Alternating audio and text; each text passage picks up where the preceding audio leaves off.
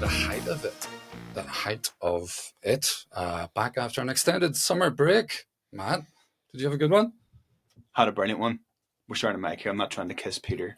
Batteries but yeah, it's good to be back. Recharged. Big break from the summer. Excellent. Well, one of the big stories of the summer was the disaster, I think we can call it, the ecological disaster at Lough Neagh. The algae, blue-green algae blooms. And it's such an important story. We are delighted to welcome today two guests who have been impacted by what's been happening on the Lough, which of course borders County Armagh, as well as the other counties of Northern Ireland, apart from Fermanagh. Even County Down is a little border, as Jim Conway informed us in our last episode. Contentious point. They're always trying to get in on our gig, aren't they? First St. Patrick and now this. So the height of Ardwaha, the height of Maha. So it is an Armagh-based podcast, Armagh City podcast. But Lough Neagh, I think, is such a big story that affects all of us. Today we have Mary O'Hagan and Gavin Knox. Thanks for coming, guys. We're going to hear your stories, your personal stories, and you have a lot to say, both of you, about what's been going on and solutions and a little bit on who or what may be responsible for it, but hopefully looking forward as well to how we can fix it. So, Matt, I think we're just going to talk about, the guys are going to tell their stories. Perhaps if we start with you, Mary O'Hagan, from the Lough Shore or thereabouts. Thereabouts. Yeah, I'll not claim the Lough Shore now, but I'm not too far away. Well, you've already introduced me. My connection to the Lough is I grew up about 4 miles from the Lough. Lived there till I was 18 and then got married and moved away, of course. But I have run a cold water swimming group in Ballyronan since, I think, 2020, just pre-COVID, literally just pre-COVID. And then... So that group has been running there with well over 1,000 people in it, right up until 2023. It's still there, it still exists, but of course nobody is currently swimming in the Lough. And unfortunately the group has been really badly impacted because of the blue-green algae and the pollution. And I think prior to the blue-green algae bloom, we knew we weren't swimming in spring water, but I don't think anybody knew quite how bad it was and quite how polluted it was. We certainly, as a group, never saw anything like that, would have put us off swimming. There was never any bad smells. There was never anything very visible. So 2023 was very much an eye-opener for me.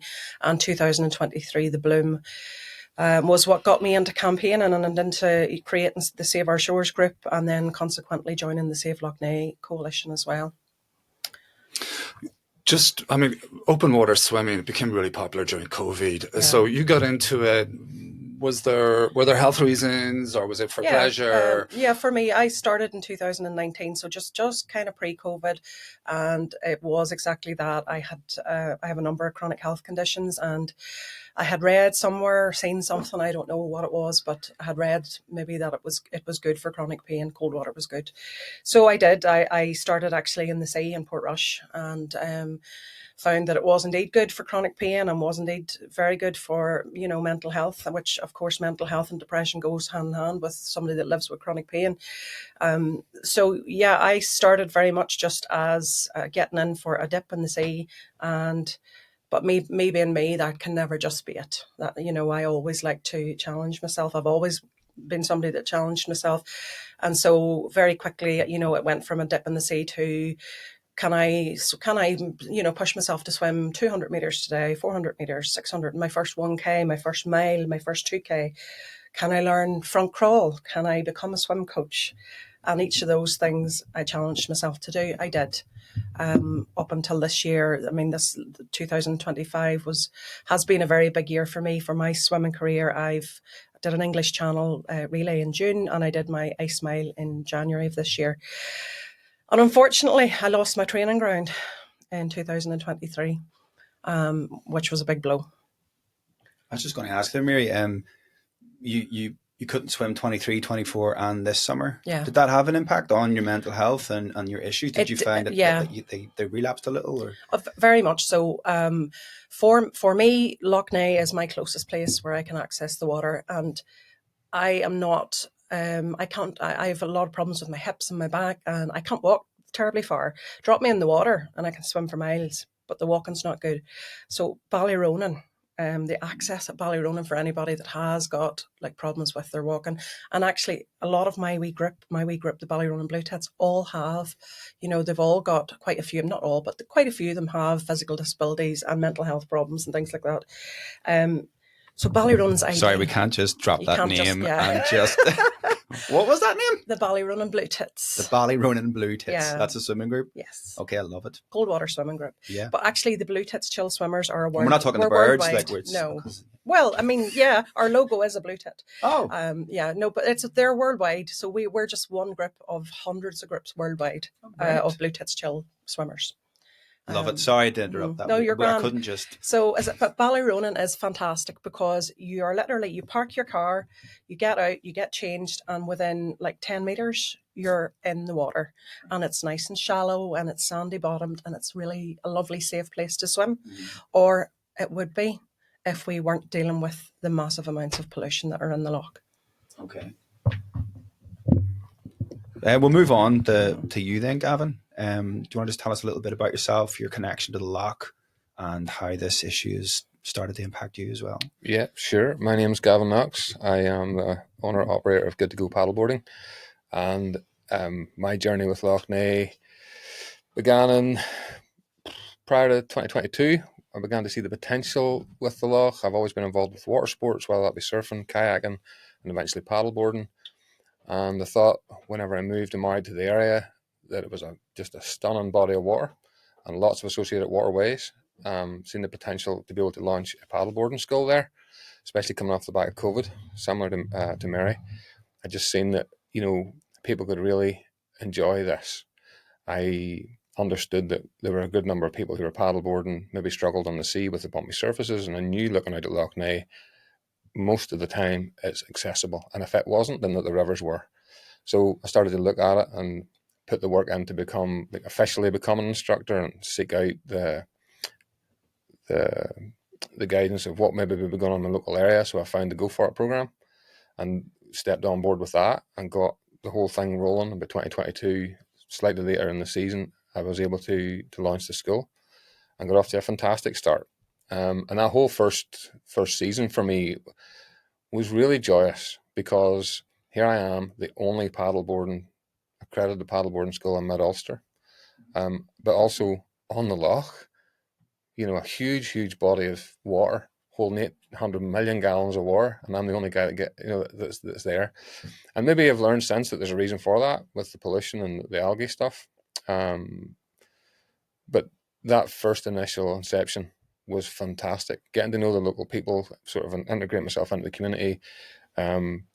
Seeing the infrastructure that's been invested in at Ballyronan was a massive part of why I wanted to use that as a location to get there. The car park and the relationship that I was able to develop with the council initially, and the multiple boat slips, multiple ways of enjoying the water, all very safely, was a huge part of why I chose Ballyronan to launch from.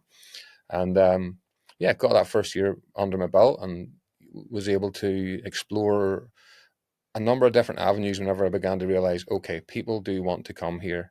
They do want to return to here. And I'm in a good position in that there's no competition for what I was doing in particular. So I operated over multiple locations, all the way to the south of the loch, into some of the rivers, and began to explore the potential as I would go. And then 2023 rolled around, looked like the start of a fantastic summer. Again, I'm expecting this is going to be awesome. Year 2, I could be breaking free from a loan, the business loan that was taken out to establish. And I didn't pay myself any salary or anything like that. I was solely focused on paying off the loan because I knew that once I'd done that, everything business-wise was in mine and I could grow at whatever rate, would allow through the sales of the business, obviously. And May that year, I was actually supporting a local music festival, and we'd come off the water and I started to see the green specks, and I knew it wasn't the normal duckweed that we would see in the marina or around the edges of the lough. And I didn't drop my bottom lip by any means. I didn't know really what this was initially, but it wasn't long. Like within that week, I think it was early May, I came off the water. Really enjoyed the Sounds of the Shore Music Festival that day, and then just over the following days, it was kind of like, just go down and visit the lough, go down and see it. What's happening here? Was it just a thing that came up and disappeared, or is it something else?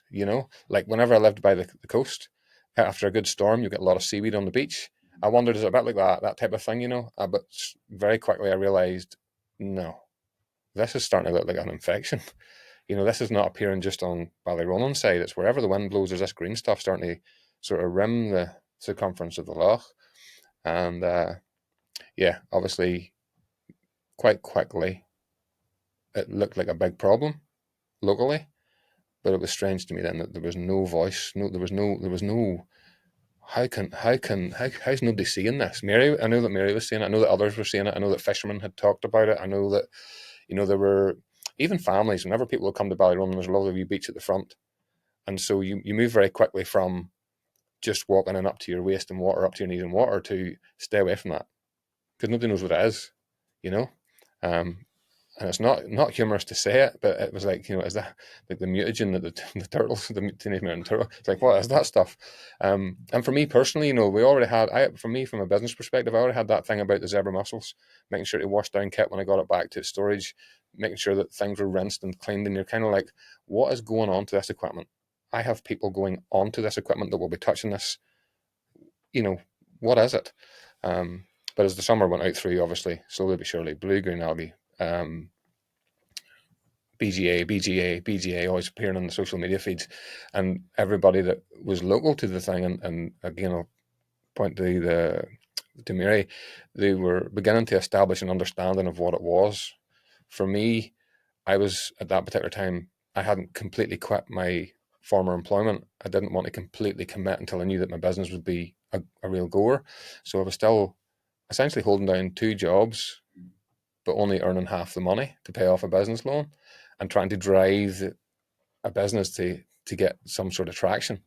Just the timing, the chronology here. So that was April, May 2023 when you first spotted those specs that the BGS started coming up in the social media feeds. Okay, so can you, Mary, was it around the same time for you? Yeah. Is that how you remember? And did either of you, I get the impression that you didn't have any inkling what this was before. I mean, there was no sort of local lore about 30, 40 years ago, something similar. So everyone was wondering what this was. There was no official information and warnings. The ministry, the department, the environment agency. So there was just local people not knowing what this suddenly is befalling. I know for me, I have to say, do you see when you were talking there, Gavin, I could literally feel the anxiety sitting in my chest from you describing, because I'm literally getting chills, because it was almost the same for me. I swim with my head down, goggles on, cap on, my head's in the water. And the first thing for me, and it was May, was these little, as you say, little green innocuous specks through the water. Now, I knew it was algae. And algae's natural, and algae's in every body of water. I knew it was algae. I didn't know it was blue-green algae. The first time that I cottoned on to it being blue-green algae was when it started to gather on the slipway, because I have seen it before. I've seen it like in very isolated wee still keys before.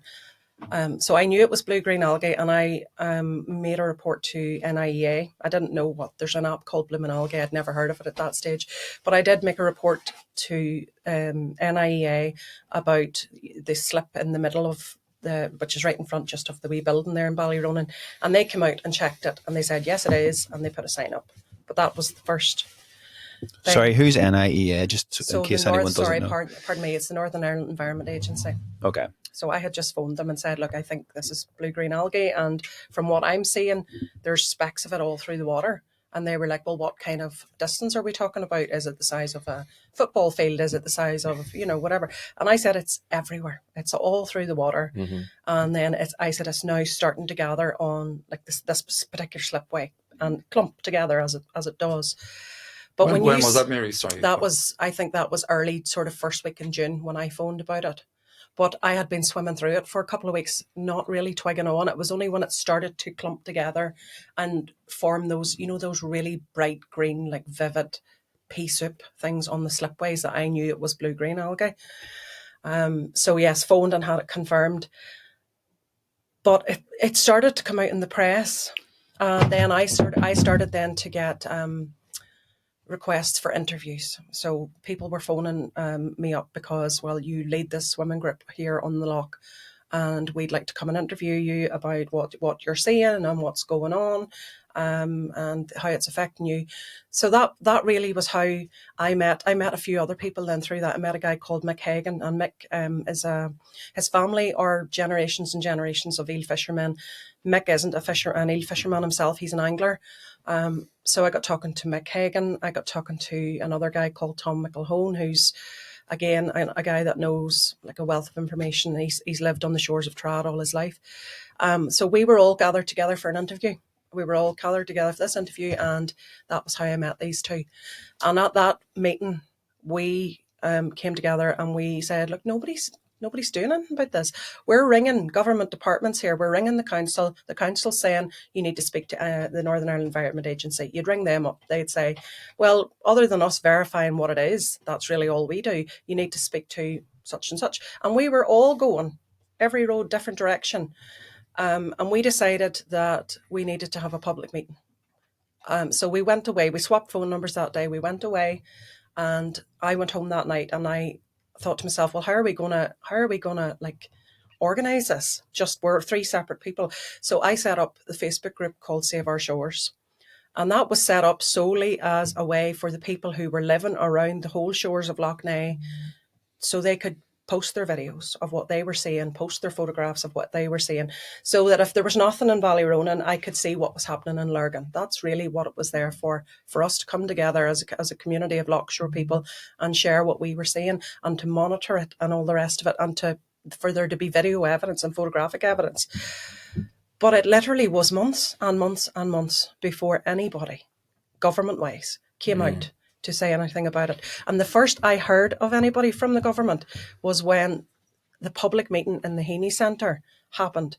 And it was literally only the fact that the press were rolling with everything and they were pushing it out, I think, that put the pressure then on the government departments to come along and to involve themselves in that public meeting. It was public pressure that did it. Just to take a slight step back, for anyone listening that doesn't fully understand Lough Neagh, what it is, it's not a small lake. It's not a puddle. It's the largest freshwater lake in Britain or Ireland, and it's larger than Malta.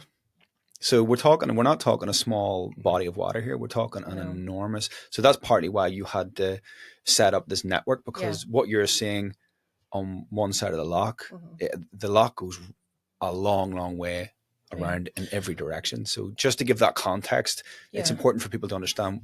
But there was and I also knew as well that I wasn't going to be listened to as one person shouting in Ballyronan and Mick Hagan, one person shouting in the Battery or Clonoo.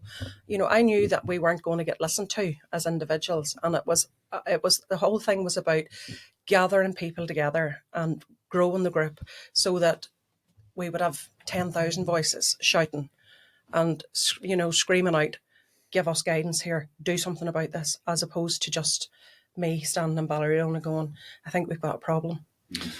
Just a technical question. You mentioned that you actually swam through it. Yeah. What happens to a person's skin or system if water infected with this bacteria enters it? What physically happens? How did you feel when you were swimming through it? Did you notice I was okay. I have to say I didn't get sick or anything like that, but this was, I have to say, bear in mind the very, very early speckles of it, and March time, the loch, no, it was actually March I saw the first speckles, but it was May when the first sort of things were clumping. But again, the loch's still quite cold, bear in mind. So you're not in for you're not in it for hours, you're in and out, and you're going home and you're showering straight away. But through the work that I was doing then for Save Our Shores and preparing for the public meeting, I started to research and try to find out what is the consequences on public health of this stuff. And some of the things that I was, uncovering and studies and stuff, and it would curl your hair how bad this is. And of course, I met our friend Les Cornell, who I think, did you say was going to maybe be joining the podcast as well? And Les is a wealth of information, and Les was very instrumental as well in helping me find out exactly what blue-green algae is, all the different strains of it, what all those different strains can do, what toxins they can put out there. But there's different strains, and it depends what strain you have. But I think actually the first strain that we had in 2023, it was microcystis, as far as I know, or microcystin, and that's a potent liver toxin. We had dogs, definitely, along the Antrim shoreline quite early on that were exposed to it that virtually didn't even make it home. It's very, very potent for dogs in particular, whatever way their systems are. Wildlife have also been. Wildlife for sure. I mean, through everything through Save Our Shores, people were sending me photographs, images. I had a lady who sent photographs in of dead lambs, dead foxes. I can't remember what all there was. There was multiple things around the Lough shore. There was a lady just that walked the shores, and she sent in photographs of what she was coming across. There was something put out that year as well about agriculture, and if you had animals that grazed the Lough shore, you had to make sure that they didn't have access to drink the water. And I think that's still the case as well.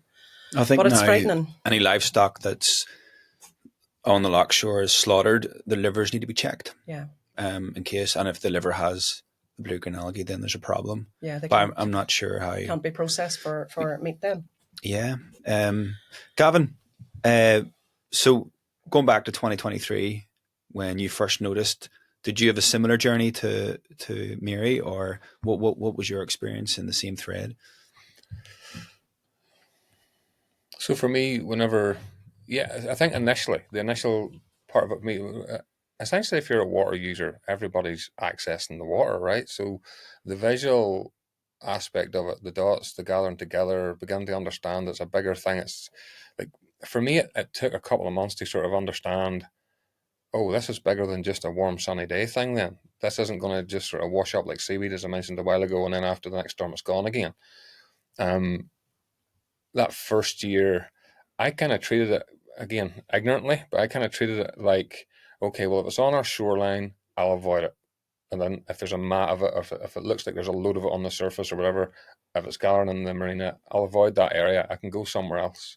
So I may have gone to Machary, say, paddled Coney Island. But what I began to understand, and I know this anyway from a background in agriculture and spent a long time at sea, like obviously, if something's on the surface, it goes where the wind blows it. And very quickly, I began to understand that this stuff's not going away. That was number one. And number two, okay, so it's transported by the wind as well. It moves, whilst it won't blow off the sand on a beach, if it's in the surface of the water, it will migrate round the loch to wherever. So you may have seen then in the news and different media coverage where it'll just sort of pile on to the sort of northeastern shore in the Mid-Antrim Council District. Mm-hmm. But understanding that most of our winds during the summer are southerly winds means that the blue-green algae was accumulating mostly to the north, the northern side of the loch. Ballyronan was getting hit and miss until the bloom really got going. So there were images appearing of the 6 Mile Water River in Antrim there was such a large content of this stuff appearing that it was able. Now you think about this now. If a river's flowing at how many miles per second, how many meters per second, this algae was able to get up as far as the army barracks up the 6 Mile River and then accumulate in the rotted blue mats. And like that's a vast content of bacterial load. Mm-hmm. You have got otters in that river. You have got trout that live in that river. You have a boat club that's operating off of that river.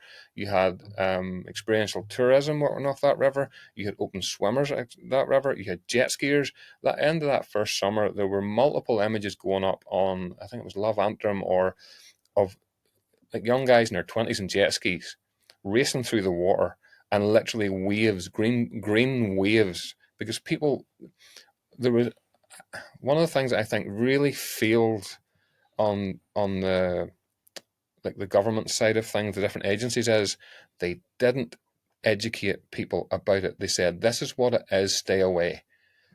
But then they kept the boat slips open. Nobody has, and even if there was kind of a culture of, it won't affect us because we're on it, not in it. Like, seriously? I find that a real struggle. And I don't mean seriously as in rude, seriously to a person. I just mean, like, seriously, this is not a thing that's going away. By that stage, we knew that there was the rumours of pollutant, and there was a lot of agricultural talk, and there was all this stuff flying around in a whirlwind because people started to get angry. People didn't not everyone understood what was going on, especially large, bigger picture public. So whilst me on the shore of Lough Neagh, one person with one paddleboard and scull, minimal voice, what impact do I have out there in the larger public? None. You know, I was just the guy that started the business, and so one guy can go away as quickly as he can appear, right? So for me, these blooms, and I think actually, if I remember back, one of the first recorded things that I seen of blue-green algae that really sort of made me stop and think about the impact on my business wasn't on the shoreline. It was actually a video taken off a sandbarge, and it was the sandbarge, going to do what it does on a daily basis, but it was literally driving through what's been described as the pea soup. You couldn't see through it, and at that point I was like, okay, it's not, I sort of said or indicated it was a little granules, then it was a line of stuff on the shoreline. But whenever I seen that particular piece of media, it was, oh, hold on now, this is 3 miles out there. This stuff's out there. And it may seem strange, but if you're looking at a glass of water and you see a problem, then a bucket of water and see a problem, now you've got a sand barge and 800 million gallons of water, and it's seeing the problem. The last thing at the end of that first summer that we've seen was literally people leaving on EasyJet flights, able to see the significant scale of it. And at the very end of the summer, there was an image appeared online from a satellite, and it was just like, from satellite, it's almost like, where's Lough Neagh? Because we are an agricultural island, right? So everything's mostly green, and that's what the world knows us as, the Emerald Isle. And here we have the largest freshwater asset in our country, and you can barely distinguish it between the fields that surround it and the body of water. Swirls and flows and the different ways that the algae was moving. You could see how it would be migrating with the flow, and you could see how it would be migrating possibly with the wind, if you knew a little bit about that. It was quite shocking, to be perfectly honest. If you go on Google Maps today or Google Earth, it's an updated image. You can, that's still exactly what you're saying, and it does seem to. I think in that image, it's in the northeast. It's more predominant there. So all this happened 2023. Very obvious. Everyone around the Lough Shore is taking pictures of it. It's all over social media. It's dangerous. Hundreds of people are dependent on the Lough, thousands. So obviously the problem was solved and your business was fine. At 24, you were able to swim 20. But that was 2 years ago. So any sane society that functions would have sorted this out. Did it get sorted out? I wouldn't say it like that. I wouldn't ask the question like that. But my thing would ultimately be that there is no way by the end of summer 2023 that the public wasn't aware that blue-green algae was on the Lough. I think that by the end of that first summer, most people who were close to the Lough were beginning to understand that it wasn't just a one-off. It wasn't going to be a one-off, because we began to understand more about the contents of the Lough and the water column. You might be able to better answer on some of that, maybe. Yeah. Just repeat what you were asking there. Yeah, I'm sorry. I was just kind of making the point that this sounds like we're talking about this summer, but we're actually talking 2 years ago. Yeah. And so you would expect that something would then, the problem would be identified and it would be rectified within 2 years. So what happened after the summer of 23 and into 24 and 25, and how did it affect? Well, I think for me, the people I was talking to, the likes of Dr. Gornall and stuff, I was very aware that there wasn't going to be any quick fixes. And I mean, yes, ideally, I had looked into what can we do? What are the solutions to this? I found out about Lake Erie in America, who has Lake Erie's. They actually set up. It became such a huge problem over there. They set up a massive study centre on Lake Erie to study blue-green algae blooms and how to fix them and how to work with them. And they're still experiencing blooms, but that studying's been going on over there since the 70s. I did a case study on Lake Erie and presented it at the public meetings. I checked all the different things that chemical-wise that could help it. I found out about the likes of LG Sonic, who are the guys that have the little ultrasonic units and they work with the space technology. I found that all out through myself, and then I had contact actually from one of their sales reps who came along. And actually, I think there's a sonic buoy in the battery. Yeah. It's one of the things that they're looking at. So I very much went with what can I do to speed this up? And look, I've found all these potential solutions that might work. I don't know if they're going to work. I'm not, that's not my job to say that, but they might work. And can you please, as a, NIEA or the minister, can you please take a look at what I've got and see, do you think, is any of this going to work? And we all hoped for a very quick solution, but it's just not going to be there. It's going to be long term. But what I had always said was, we can't live with these blooms year on year on year. The people who are living very close to the loch are suffering with this. In fact, even in the first year, I had mothers ringing me. I had one mother in particular who rang me, who said she lived about 25, 30 metres from the loch. And she said her children were coming in and out of the garden with nosebleeds. So this stuff, when it starts to break down, when it forms these mats and it's not green anymore, it's that really turquoisey blue, and it starts to really break down and it starts to stink. That's when it's really dangerous. And it starts to dry up and it's powdery. It goes airborne. It does go airborne.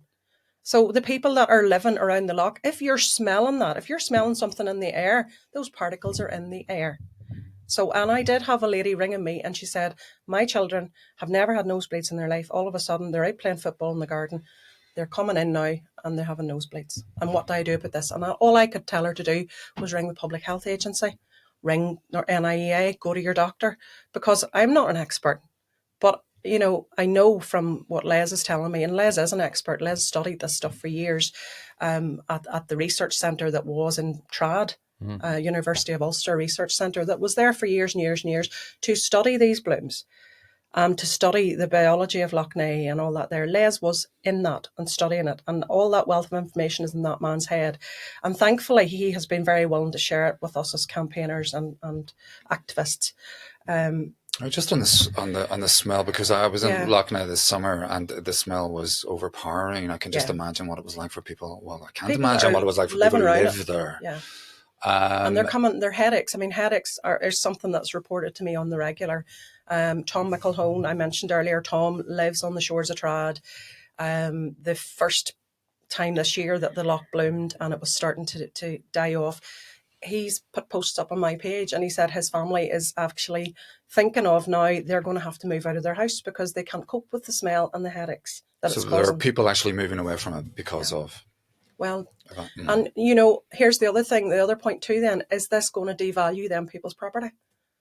Is it? Does that, I mean, the potential's there. Of course it is. Who wants to live beside a loch that's going to be stinking for the next 15, 20 years? We're being told it's going to be, if we start and we get the pollution down now, if we stop the pollution going in now, you're still looking at 10, 15, 20 years because there's so much phosphorus stored in the bed of the loch that even when we start to remove the soluble reactive phosphorus that's in the column of the water, even when we start to lower that, more gets released out of the bed of the loch. We're going to come on to that. Mira, I just wanted to ask about one other sort of characteristic of Lough Neagh, which it was or is famous for, which were the midges, the flies. Also very noticeable now, the decline in that. Massively so. Hardly noticeable. Actually, from 2020, which was the first, we started swimming in the loch in October 2020. So the summer of 2021 was my first time with dealing with the Lough Neagh fly when I wanted to go swimming. Of course, I'd dealt with it before when I was out around Ballyronan taking the kids and stuff. These huge swarms. I mean, I'll tell you a funny story. I had my cousins out one time in Ballyronan when I was babysitting for them, and I wasn't too old.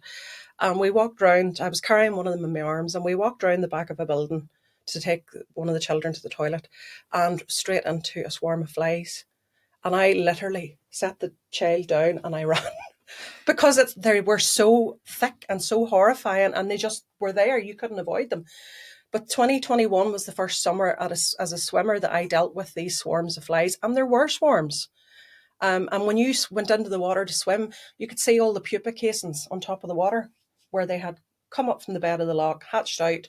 All the pupa casings were there, and then the swarms would kind of gather over the bushes and stuff around in the car park. You would come out and your car would be thick with flies. I would say by 2022, I don't think I remember remarking in 22, God, the flies aren't as bad this year. And by 2023, I think there was virtually nothing. Mm-hmm. And the same for the last 2 Yeah. summers. Yeah. Because I grew up by the shore of the loch. Mm-hmm. So Oxford Island would have been our little haunt. I lived in Craigavon. So, all my childhood, it was the flies. Yeah. That was Oxford Island. You went, you played there in the spring and summertime. I would bring my kids there in 2020, 2021. Mm-hmm. And it was the same thing. So that's kind of horrifying to hear that that's already down away. Just to close the loop on the personal stories then, because I just wanted to talk about your business didn't come back from 2023, did it? Did you go out boarding again? Yeah, the next 2 summers. I was able to find obviously Lough Neagh sits as one huge body of water, but the relationship that most people have with it is that's it. It's just this body of water. So if you're local to the loch and you live in the loch, that's what you see every day. And if you visit the loch, that's what you see every day. But there are major rivers come into the loch, feeding rivers. The tributaries that come in. There is a canoe trail, Northern Ireland Canoeing Trail, and it covers water from the upper band the whole way to Castle Rock and Portstewart.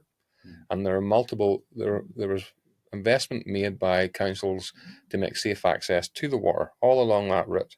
There are similar accesses on the Blackwater River, which is over 20 kilometres of paddling, and you may not even know that. And that was one of the things that I personally was hoping to take advantage of, because people not knowing that they're there means it's new. And if you can bring them to there and begin to show them, so where the local people would have always known because it was always there, it doesn't necessarily mean that every local person has been around every inch of Lough Neagh. Whereas if you're a paddleboarder or a boating person, you will be up and down the river. It'll be important to you to be able to access the loch through the Blackwater, which is extremely difficult because it's silted up. But because it sits on 5 different counties, nobody wants to take responsibility for making it safe passage, not even for a rescue service on the loch, which puts people's lives at risk. There's very much the whole set of circumstances around blue-green algae is, whose fault is it? Who do we blame the most? And at the exact same time, nobody's doing anything. So once the blame's laid at the feet of whoever, or if it's like there's no it's like it's the most public thing going on, I think, in Northern Ireland, right? Concerning the environment.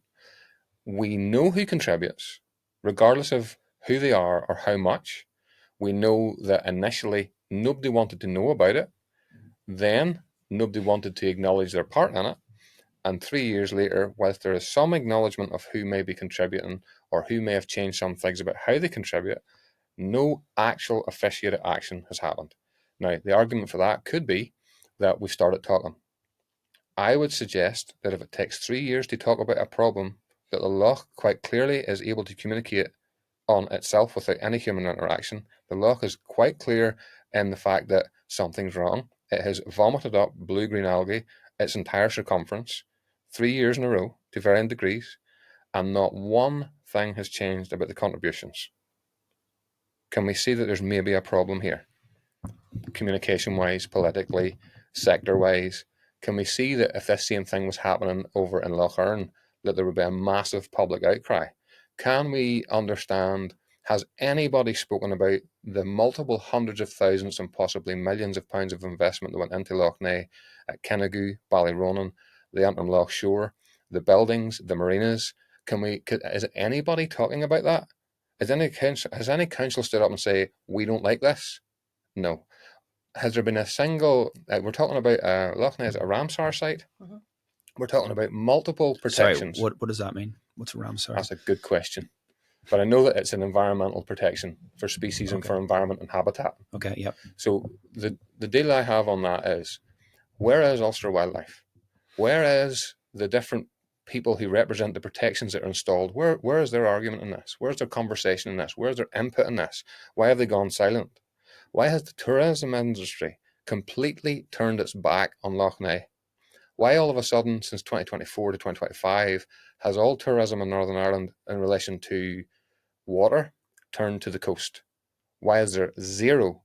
If you look, as I look at it, I won't make if you look at, as I look at this, I see that tourism in mid-Ulster and across those 5 council districts has turned green in that hill walking, mountain biking, terra firma. Nobody's talking about the water. You have a very small, group of people dealing with how they market and expose all of our potentials.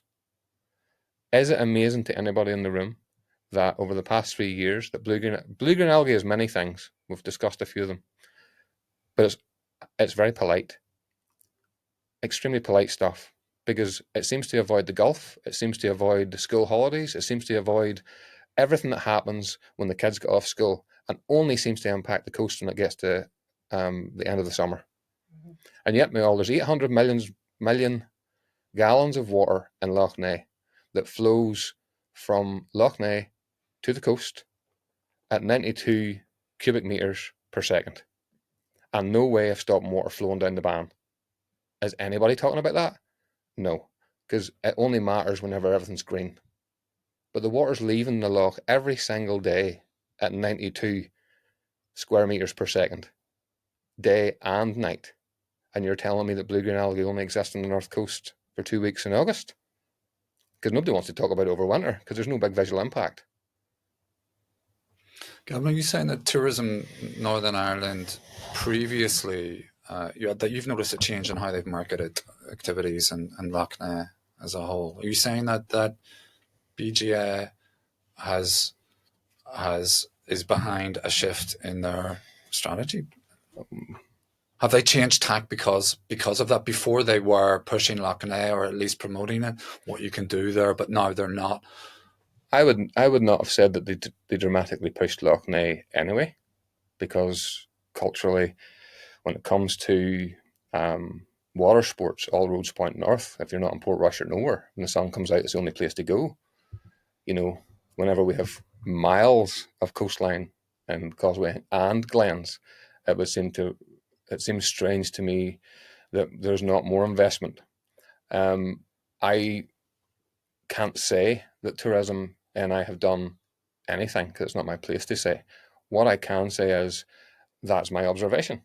My observation is that everybody that I connected with when it came to starting my business up was like, this is a really good idea. What do you mean there's no contest or competition in relation to water sports? Look how much geographic area you've got. How much, can you paddle this, that, and the other thing? And I can paddle this, that, and the other thing. And it absolutely astounds me that, with a body of water so large and multiple areas of investment in relation to the different council districts with their marinas and whatnot. And that's another topic to get into, aside from even blue-green algae.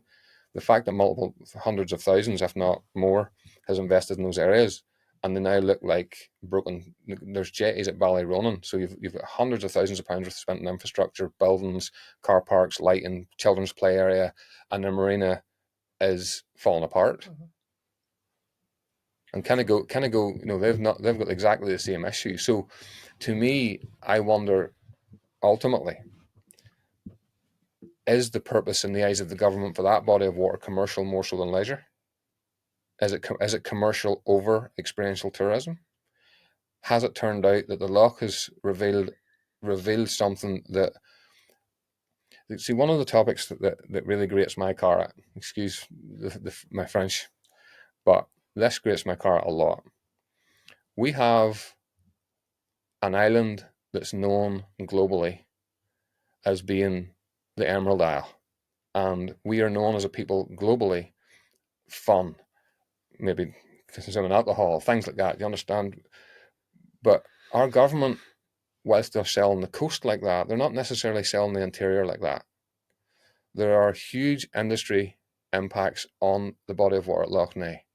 And if that has contributed in the way that I personally believe, then we should be looking at it. If I'm wrong, well, then I'm wrong. But let's at least investigate it. Let's at least look at it, because there's no point in every single summer the loch. This is the most amazing thing for me in the whole set of circumstances. Lough Neagh has been continuously abused for years. Nobody has really understood at what rate and with how much and from which sector, really. But if I referred to the loch as a person, and we were to stand by and watch somebody being treated and abused the way that Lough Neagh has, would we honestly be letting the people who contribute to that issue, would we honestly be letting them decide who is the most to blame and when should we stop the person who's doing it the most? Or do we just stop the abuse? Do we get in the gap? Do we prevent it? Do we slow it down? Do we actually do something? Or do we stand and talk to the person who's been abused and say, look, how much more can you cope with before we stop somebody? Gavin, if I could just ask you just about how it ended, your business. So you said earlier that you took out a business loan. Yeah. So you went in and described and said what you were going to do and got a loan for that, and which you had to pay off, obviously, with difficulty, as you said. Now, I just want to ask you about, have you tried to get in any way compensation for what happened? I mean, I know that, as we know, during COVID, there was various levels of compensation given to people who were affected by that, to businesses. I'm thinking of the floods in Newry and Downpatrick and so on. Me too. People who have been financially compensated for their loss of income due to events outside their control. Lough Neagh has impacted so many people and so many businesses, including yourselves, as you so articulately explained and described. Have you received any financial compensation for the fatal damage on your business? That's a really, really good question, Peter, because I've asked the same thing and had similar thoughts. I contacted the minister's office to be told that there was no scheme for that. That was the blanket response. No scheme for that. And I got two different letters that were slightly worded slightly different, but similar outcome. I think the major difference, okay, so first of all, I'll cover those floods that you talked about. So I think once the floods had impacted, I think you said it was Newry, there were a couple other towns as well.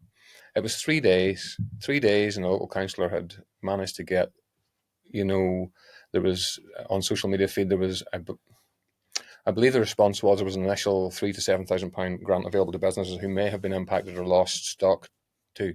And within a few more weeks went past, that sum had gone up, to you would actually, I think I would need to look back at social media or look online to see what the compensation packages were for that. But ultimately, I think within that sphere, you talk about an act of God and things like this, how nobody can really plan what's going to happen, and all of a sudden there was a flood, and my heart bled for them people. Maybe more so because I had my own business at this stage as well, but like, I don't know what it would be like to own a wedding dress shop, right? But to own that was a lady, that business in particular stands out to me. The wedding dresses are expensive, obviously, and the shop was sitting knee deep in water and everything was ruined. Like, that person's not going to recover from a £3,000 grant. No harm to anybody. And there was also things came up on the end of that some people were given grants and other people weren't. But what I was getting to is that whole bit about an act of God. See, the situation at Lough Neagh was an act of man. And so in my limited understanding of how insurance and whatnot would work, that maybe would make you liable for more than just a financial package to help somebody recover. Because if I admit that I am ruining the body of water that's poisoned in Northern Ireland, that feeds over 40% of the national population with fresh water, if I admit that my business is pouring anything or something into a water column that's impacting the way that the water behaves, then am I liable? I don't know. But there's no scheme for that. There's no scheme for man-made situations, only the ones that, an act of God. I find it I want to say that I really actually quite like the minister's what he hopes to achieve. I like what he hopes to achieve. You're talking about Andrew I'm Muir? talking about Mr. Muir. And I'll give him his place because he's the person that's in the elected position. It's not for me to judge him. I wouldn't want the responsibility of that man's role. Can we just clarify what his role is? The Environmental Minister for Northern Ireland. Just anyone listening doesn't know who he is. I can tell a funny story too. I actually met him one day walking through Moneymore Park, the Manor Park, and I had my wee boy with me. Forgive me if I get a bit emotional because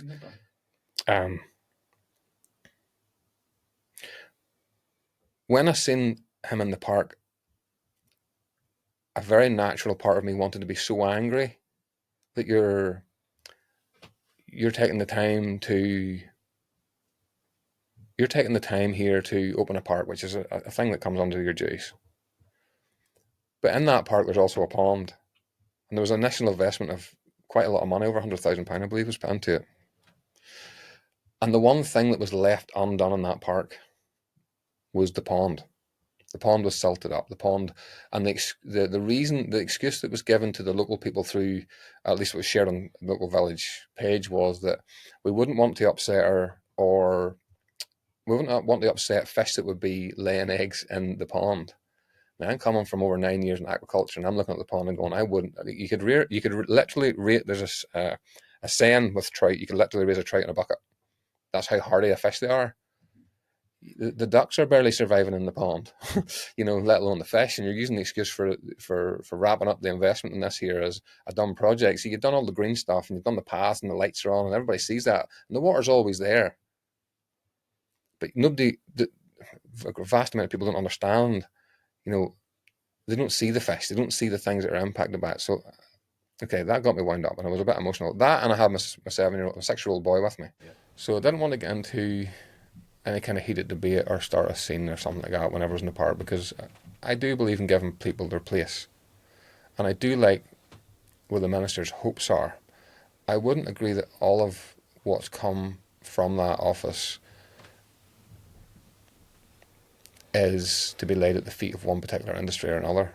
I think it's a collective responsibility, but let's not market that to the public as it's everyone's responsibility. This didn't start at the back end of a slurry tanker. It didn't start at the back end of a cow. It started on a piece of paper at the headship of the government on a policy.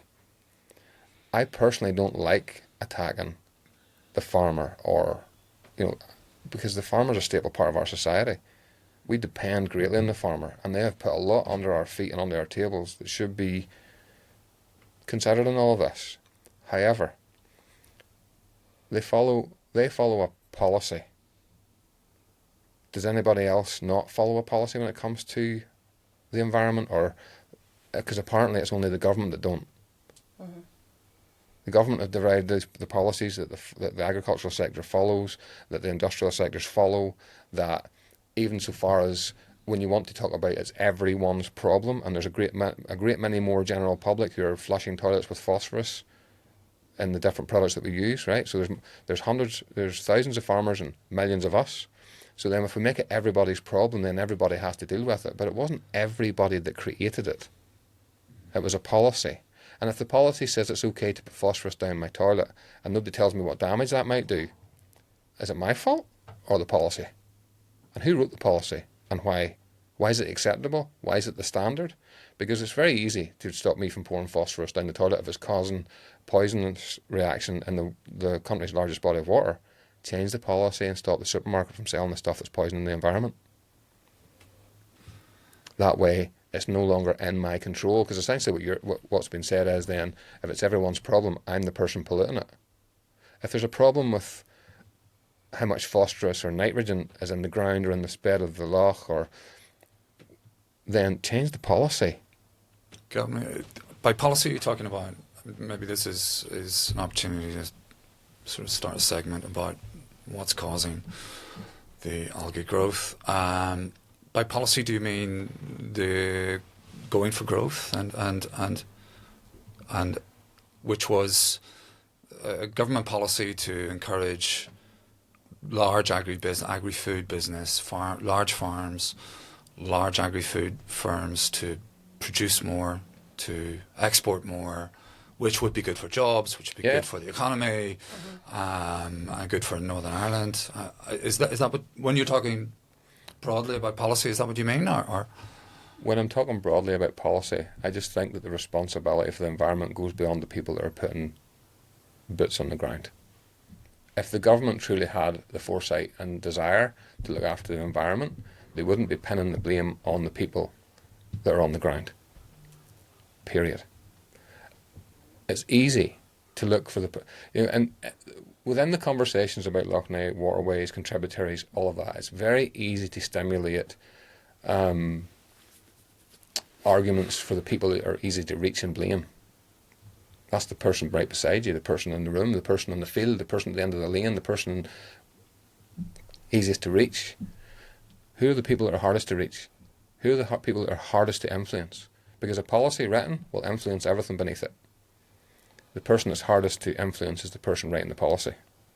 That person's goals, in my opinion, are centred on economic growth. They're centred on economic expansion, commercialism, a thriving community. We could start to talk about a building crisis. We could start to talk about the need for sand. We could start to talk about all of those things. We could start to talk about, globally how there is a global freshwater crisis. Just not on the wee island that gets lots of rain during the year. We can do whatever we want with our water, and sure, what about it? Yeah. Seriously, what about it? Mm. We can extract water. There are islands in the Canaries that source their fresh water by desalination. Whenever you go on holiday for the last 20 to 30 years, have you gone there and said it's okay to drink the water in Spain or Portugal or anywhere else? Usually they tell you avoid the water, right? At least that's what the tourist reps will tell you. Mm-hmm. Whereas we literally have water sources here where I'll tell you this, for the last 3 years I have not drank water from my tap. I go to a little freshwater spring that I know in the hills of the Sperrins. I fill up a number of containers and we consume the water that way, and we boil it for our tea. We only use the other water for washing our dishes, and unfortunately I have to bathe in it. But I will not drink it. Because this thing, to me, stinks of an Erin Brockovich situation. It stinks of a Teflon problem. It stinks. I literally want to applaud. It stinks of that. I was going to bring up that idea. I actually had the Erin Brockovich in my head. I was going to bring that up because we can get to that. But that's an excellent point, because once there's liability, then you're looking at this could escalate. I wanted to go back, Mary. You said that you'd read a lot of studies about Lake Erie and blue-green algae. People might still be a bit confused as to what blue-green algae essentially is, why it's coming, and what's specifically is causing it. Could you talk a little bit about that? Yes, from my very limited knowledge, I can. Well, blue-green algae is a cyanobacteria. It's a bacteria. It's a natural thing. It's in every single body of water. You can have algae. You'll have algae blooms that happen in the sea, that happen in salt water. I saw a comment recently where somebody went, blue-green algae in salt water. Yeah. But yes, cyanobacteria. And cyanobacteria needs, like any plant, it needs sunlight and it needs something to feed it. And what feeds cyanobacteria is soluble reactive phosphorus in the water column. And the problem that Lough Neagh has is that we have way too much soluble reactive phosphorus in the water column in Lough Neagh.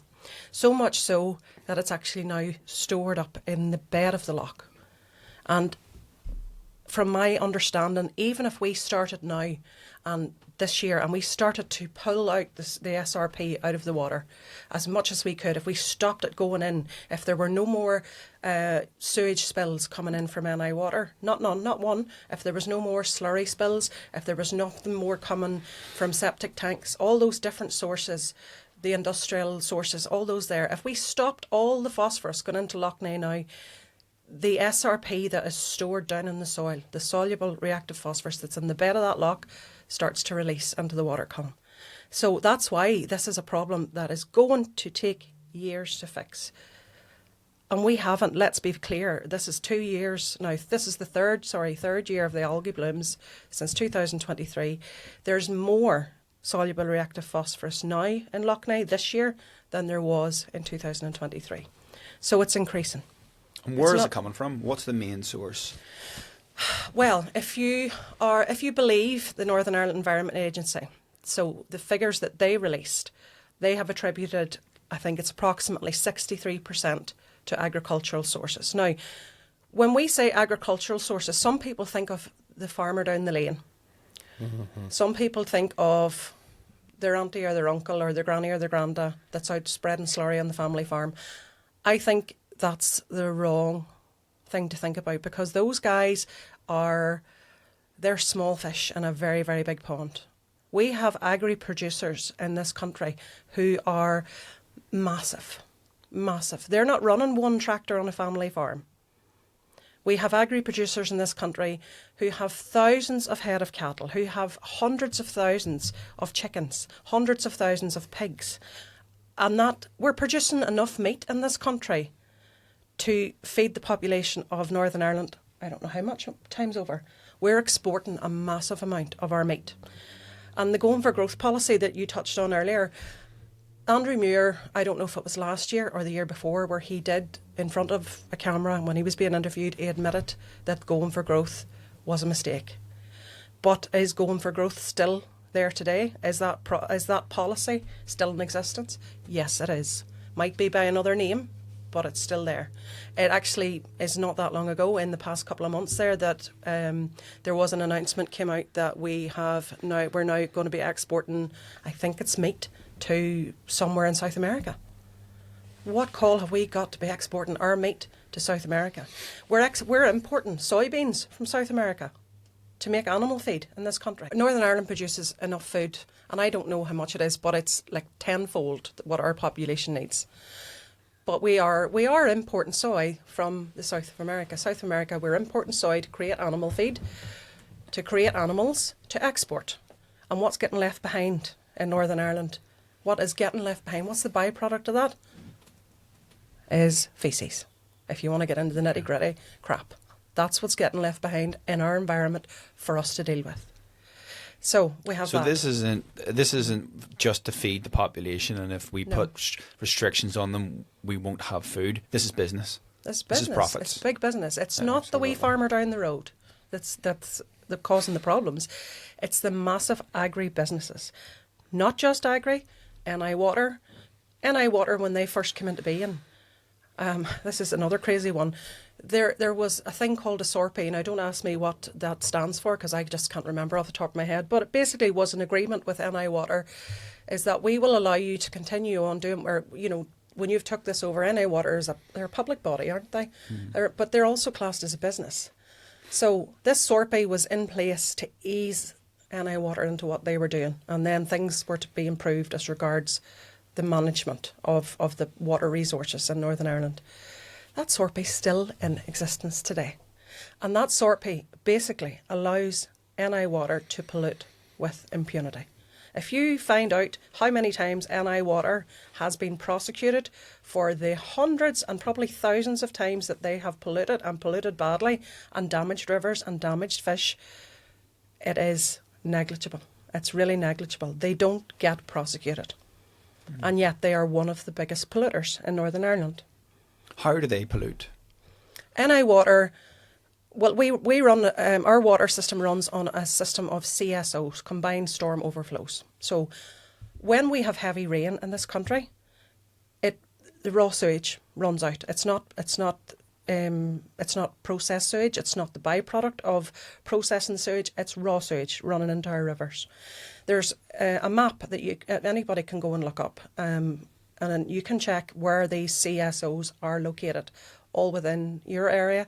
And it's actually quite good to know, especially if you are a swimmer like me, because you can find out where are the CSOs. I mean, the advice to any water user, if there's been heavy rain, is to stay out of the water for 48 hours, right? So that's because in those 48 hours after the heavy rain, there's been first of all, you're having agricultural runoff, which is going in, but you're also having raw sewage pumping in. Right. So, do you want to be swimming in that? No, you do not, because you're going to be exposed to all kinds of nasty bacteria that could make you potentially very ill. So whenever we say there's 60 or 62% of the pollution in Lough Neagh is agricultural, Yeah. what about the other 40? Where's that coming from? Yeah, so, and bear in mind now, these figures were published by the Northern Ireland Environment Agency. And as far as I know, the figures came from AFBI, which is the Agri-Food and Biosciences Institute. And I think AFBI are the ones that go out and do the sampling and take, But anyway, those figures were given to me ahead of the public meeting in 2023. And it was NIEA who gave me a lovely graph, and they were going out round. There was different meetings being held, but I got those figures. So 63% from agri. I think they were attributing something like 12% to septic tanks. The next bit was NI water, and I can't remember how much NI water was, but it was a significant chunk. Mm-hmm. And then there was other bits and pieces, of course, like industry and whatnot. But you see that publication of those figures, I really think that it did lead very much to the public kind of demonising farmers. Yeah. And I think it led to the public, when we think of farmers, we don't think of Moy Park. We don't think of whatever what do you call the crowd in Cookstown that do the pigs? But you know what I mean? We don't think of the big factory when we think of farming. We think of our neighbour down the road. And, he's getting the dirty looks when he's going by us in the tractor. Mm-hmm. And that's very unfortunate, because those guys, in the grand scheme of things, the family farms, they're not the same, and they're not causing the same level of pollution. And I would also go as far as to say that most farmers are doing their very level best to abide by the guidelines and to abide by the law as regards what they're doing on their own family farms. Mm-hmm. Well, the law and the guidelines are an interesting factor, because there is a league. You're allowed to pollute legally up to a certain limit, aren't you? It's not like this is all illegal activity. You can use these products to X amount, and there are laws, and like you were saying earlier, Gavin, there are policies then that can determine the level of use that the farmer can use. So it's not like it's that level of what you're allowed to pollute that is the real problem, isn't it? It is. And then we were talking earlier on then about the cyanobacteria, and we were talking about where it comes from. So as we said, like, the problem is the level of phosphorus that's in there. And there's phosphorus coming in from NI water. There's phosphorus coming in from agricultural runoff. There's phosphorus coming in. I mean, one of the things that I pushed for in 2023 was a ban on phosphorus in household products. That's a very simple, easy win for our government to take, to say, right, nothing in Northern Ireland that's sitting on the supermarket shelf can have phosphorus in it. It's a very simple thing to do, which would drastically reduce the amount of phosphorus that's gone down household drains. But that's not happened. I just don't get that they don't go for these easy wins. Mm-hmm. Instead, what I see is a water company that, instead of wanting to change anything about its input, doing is pleading for more money to help with infrastructure. But the only reason that we need, two reasons for more infrastructure: we can manage our sewage better, but it also means we can continue to do exactly the same thing we've been doing for X amount of years without actually having to change anything about what we're doing. All we'll have done is spent millions of pounds on increasing the amount of infrastructure that can cope with sewage. It changed nothing about the actual sewage. So if the infrastructure's increased, there's more of it, there's more water treatment plants, there's more of this, more of that, more of that. What else has there more of? More runoff. You know, it's all let's try and tackle a symptom instead of getting to the root cause of what is actually happening here, and try to reduce the load. You know, it is not an easy topic. Me personally, I'm not the person to find the solution, I don't believe. But in any form of sanity, can you explain to me why I would be putting urine and feces directly into the same source I'm extracting my drinking water from? Can you explain to me the rationale? Because somewhere was able to work out at some point within our country's history that 800 million gallons of water could cope with X amount of whatever content, and because it has a steady flow running at those 92 square meters per second, that it would be okay. Lough Neagh has just told everybody, checkmate. You're wrong. Your expert was wrong. Your water company is wrong. The agricultural sector, you know, whoever's written the policy, you were wrong. But instead, the experts that have ultimately led Lough Neagh to this situation are then coming in to rescue everybody. So, you know, get that into our skulls. The people who led us to the problem are all of a sudden going to magically find the solution and want to. Did they not want to 20 years ago? Did they not want to find the solution in the 1970s whenever the bloom had appeared? Did they not want to discuss the fact that the issue of blue-green algae was present in the 1950s? Or do we just hope that because there's 2 or 3 elections and people's faces change and a few older politicians die that it goes away? I think that 2023 proved that Lough Neagh has a long, long memory. And she's quite capable of telling you that something's not right.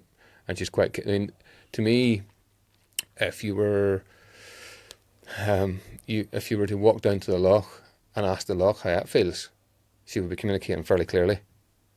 But instead, what's happening is we don't want to hear the story of who's impacted. We can take minimal contributions from a small amount of pre-selected stakeholders who have an interest in the area anyway.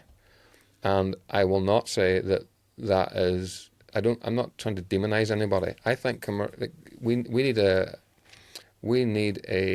economy that works and flourishes. We are obviously sitting in a housing crisis. We're obviously sitting in the midst of a situation that poor decision and poor leadership has taken us into. It is not going to be any easy kind of fix to get reversed back out of it. Because somehow we have to figure out as we go. The thing is, Lough Neagh is not leaving us with any excuses anymore. It has said enough's enough. And still, people are making excuses for why we haven't made any actionable change. And that's a key thing for me, and probably the primary one in relation to response. We know there's a problem, and we have spent, to my understanding, hundreds of thousands of pounds worth of investment into consultation and discussion, and zero action on anything that's measurable as an outcome. I'm glad you mentioned politics, Gavin. I mean, was it last year the Lough Neagh Action Plan was started? So a 37-point plan, the Lough Neagh Action Plan, I think last summer, it was signed off by the executive. Action at last, you could say, at least on paper. 37 points, I think less than half have actually been implemented. A lot of very vaguely worded measures in there, wishy-washy stuff. Andrew Muir, the minister, with the best of intentions, as you said, I think. But as you said, Mira, you said that he said going for growth was a mistake. But yet, as you also said, has been no change. No. In big business, big agriculture, profit over the environment. So politics and business merging. Let's talk about politics and the power of big agriculture to its links with politics. Is it a big part of the problem that this lobbying power of the big farms is just too powerful, and the politicians are too beholden to their constituents living in these rural constituencies that it's a blockage on anything actually being done, the Lough Neagh action plan actually being effective. Yeah, I think seem that you've hit the nail on the head. I think you've 100% hit the nail on the head there. I do believe that, unfortunately, our agri community in Northern Ireland are so big and so strong, and they have the massive lobby there of the Ulster Farmers Union as well. I mean, if you even dig into it a little bit, and you can see some of the agreements that are in place between the Northern Ireland Environment Agency and the Ulster Farmers Union, as even to about the checks that are carried out on farms. So that, for example, a farmer will have to be notified 7 days in advance. And I'm not sure if that's the exact figure, but there is a thing there to say they've got to be notified so many days in advance if the NIEA plan to come out to do a check on that farm. Now, if I was doing something on my farm that wasn't 100% meeting guidelines, and I know there's somebody coming in 7 days to check that I'm meeting guidelines, what am I going to do in those 7 days? You know, so they are huge. Ulster Farmers Union have a massive amount of power in this country, and I would say they've too much power. We also have the fact that, and I might get criticised for this, it's my viewpoint, we have, and I'm not saying it's just the DUP, it's probably Sinn Féin as well, but our two biggest parties who have, within each of those farming communities, they're stalwart voters who will vote constantly for DUP or Sinn Féin. They're both afraid then to make changes in policies that are going to affect those voters because they're afraid of losing that vote. So it's a difficult one. It's a very difficult situation, and there is some of it is green and orange politics, unfortunately. And I loved at our last wee rally that we had in Antrim Lough Shore there, and Les Gornal said that blue-green algae is not Catholic or Protestant algae. It's just blue-green algae. It's kind of going for a little colour in between. Yeah.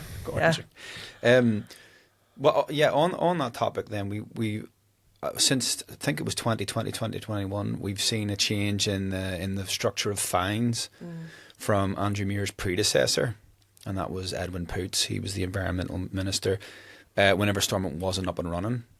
So we had the fines back then for cross compliance.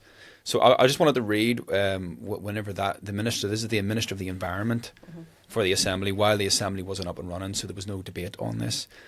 But so the statement was, under the existing arrangements, certain repeated negligent breaches can be considered intentional, attracting very high financial penalties.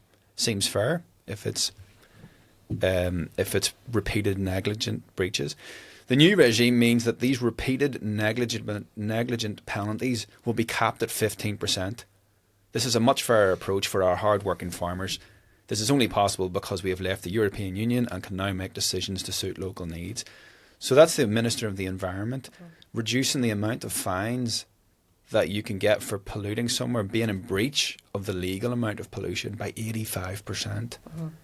And that Minister of the Environment was Edwin Poots. Edwin Poots, who is himself a farmer. He is himself a farmer. In the larger statement, he said, as Minister for Agriculture and the Environment, I know that by far the vast majority of farmers in Northern Ireland are good stewards of the land and farm to a very high standards. What he's doing in these statements is praising farmers, but at the same time putting the emphasis on them. This is the farmers, leave them alone. He doesn't mention agribusiness. No.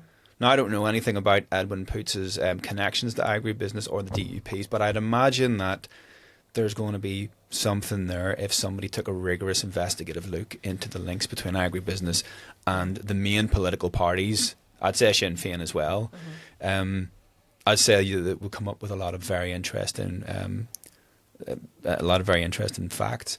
I know that Mr. And I don't want to single out Edwin Poots. He just happened to be the minister who did actively make the change, so he brings the scrutiny on himself.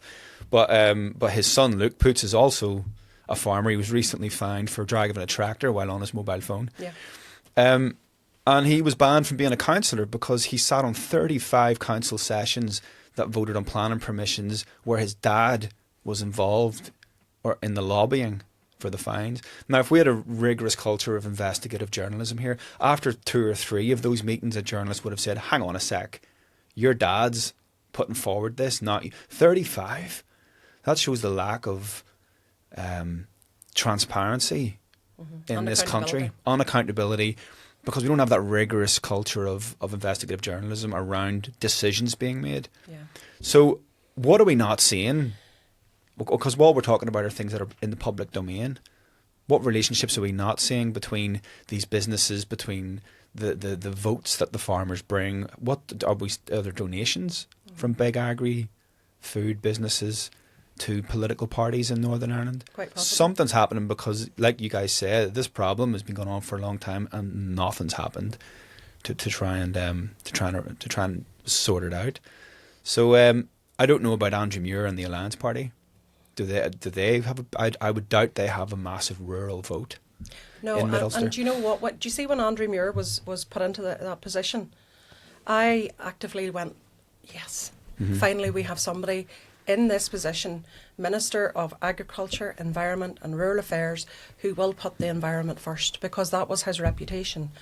And I'm not denigrating Andrew Muir in any way. I think Andrew wants to. I think he the want is very much there, but I think his hands are tied in a lot of respects. We don't have in this country an independent environmental agency. In the programme for government, which was 2020 or something, was it right before Stormont went again? That's actually, it's in the programme for government that there would be the creation of an independent environmental agency for Northern Ireland, EPA. It hasn't happened. We lobbied for it again, and we went to Stormont in 2024, and it was debated again in Stormont about the creation of an independent EPA. And it passed the debate in Stormont, but it still hasn't happened. So we don't have, I mean, how can you have a Northern Ireland Environment Agency who is funded by the Department for Agriculture, Environment and Rural Affairs? So funded by, therefore dependent on them for their funding, and therefore, in my opinion, under the thumb of. Mm-hmm. I don't feel our NIEA have any powers. I don't think they have any meaningful powers to stop people polluting. I do know that there's talk at the moment of like fixed penalty notices coming in for people who are polluting. Whether that will pass or not, it's something I would like to see. I mean, if I go down this, if I pull out of here today and I, go past the speed limit, I don't have to go through court. Potentially I'm just going to get a letter in the post that said, you exceeded the speed limit, have 3 points on your licence, and there's an £80 fine because you exceeded the speed limit. If I exceed the speed limit by 100 mile an hour, yes, I might be took to court because it's a bad offence. But for those like wee breaches, which are little breaches, I do think bringing in a fixed penalty might be beneficial. Or a proportionate penalty. A proportionate penalty. So then the farmer will get his fine of £1,000, but the business will get their fine of 500 grand, and there's your money to put into to funding more environmental initiatives. I think the polluter needs to pay, and that's not happening in this country, and it needs to be commensurate with the damage caused. If you cause a fish kill in a river that's going to take 5 years, 10 years for that river to come back to health, I think that fine needs to be commensurate with that if it's proven that you're the cause. But isn't there a problem there then, Mary? How do you prove, if you have from countless farms runoff entering tributaries, which are then entering Lough Neagh, how do you actually, unless you physically see the act taking place? Well, I know with the rivers, how they work out is they follow, like if there's active pollution entering a river at a particular source, usually they can identify where the fish kill happens because they move so far up the river and they say, test the water, but the river's clean here, cleanish. And down here, it's full of phosphorus. So therefore, in this stretch of 200 metres, there's a pollution source. So I know that's how the NIEA works at the moment, is they can identify a pollution. Are they doing it? They are in certain cases, but actually, even as recently as yesterday or the day before, I think the BBC had published an article to say about what the fines have how many pollution incidents there had been over the past 4 years, and the fines that had come out with it, and it was ridiculous.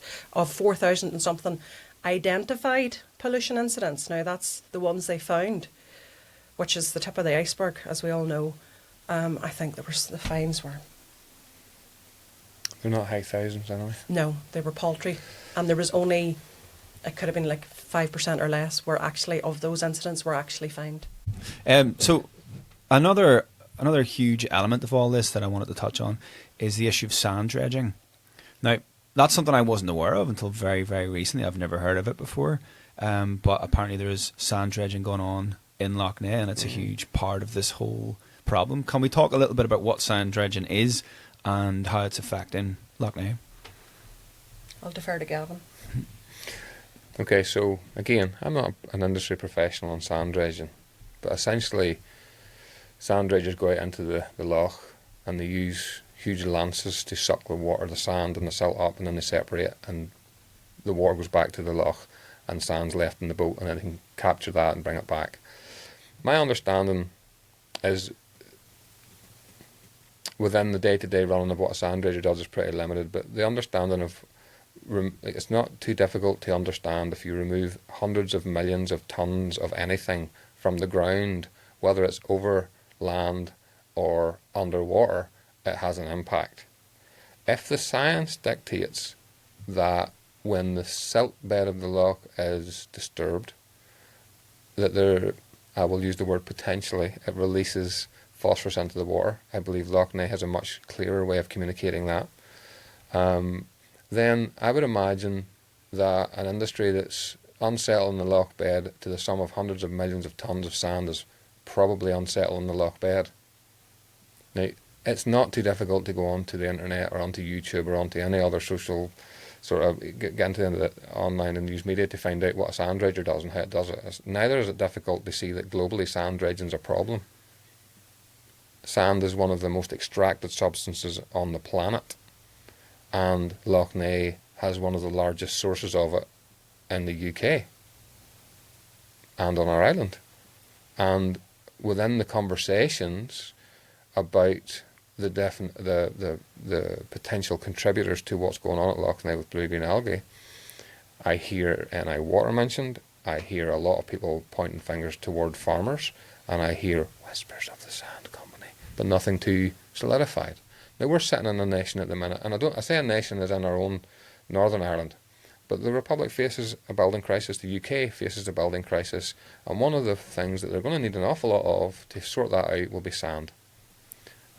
Again, I will go back to the government. What's the government's perspective on how much sand is removed from the loch bed?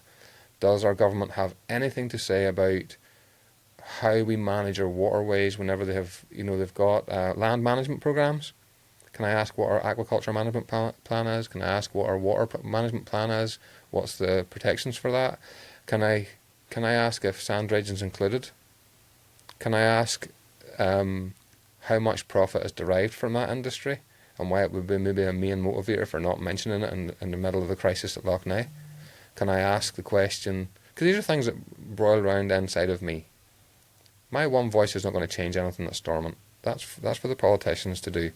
I'm just someone who looks at it from a very, very simple perspective. If I am digging holes all around the place, then it has an impact. It's a very easy thing, and I think in general within our waterways, it's very easy to ignore them because they're not really seen unless it's a body as big as Lough Neagh. Because the rivers all sit, when was the last time you took a walk by a river? When was the last time you ever walked up the Meola, the Blackwater, the 6 Mile River? When did you ever consider what's going on in that waterway? Does your heart pang for fish? Probably not.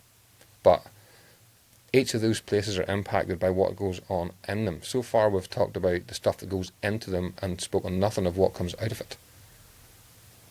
Fish come out of it, and so does sand. And sand comes out by the hundreds of millions of tons annually.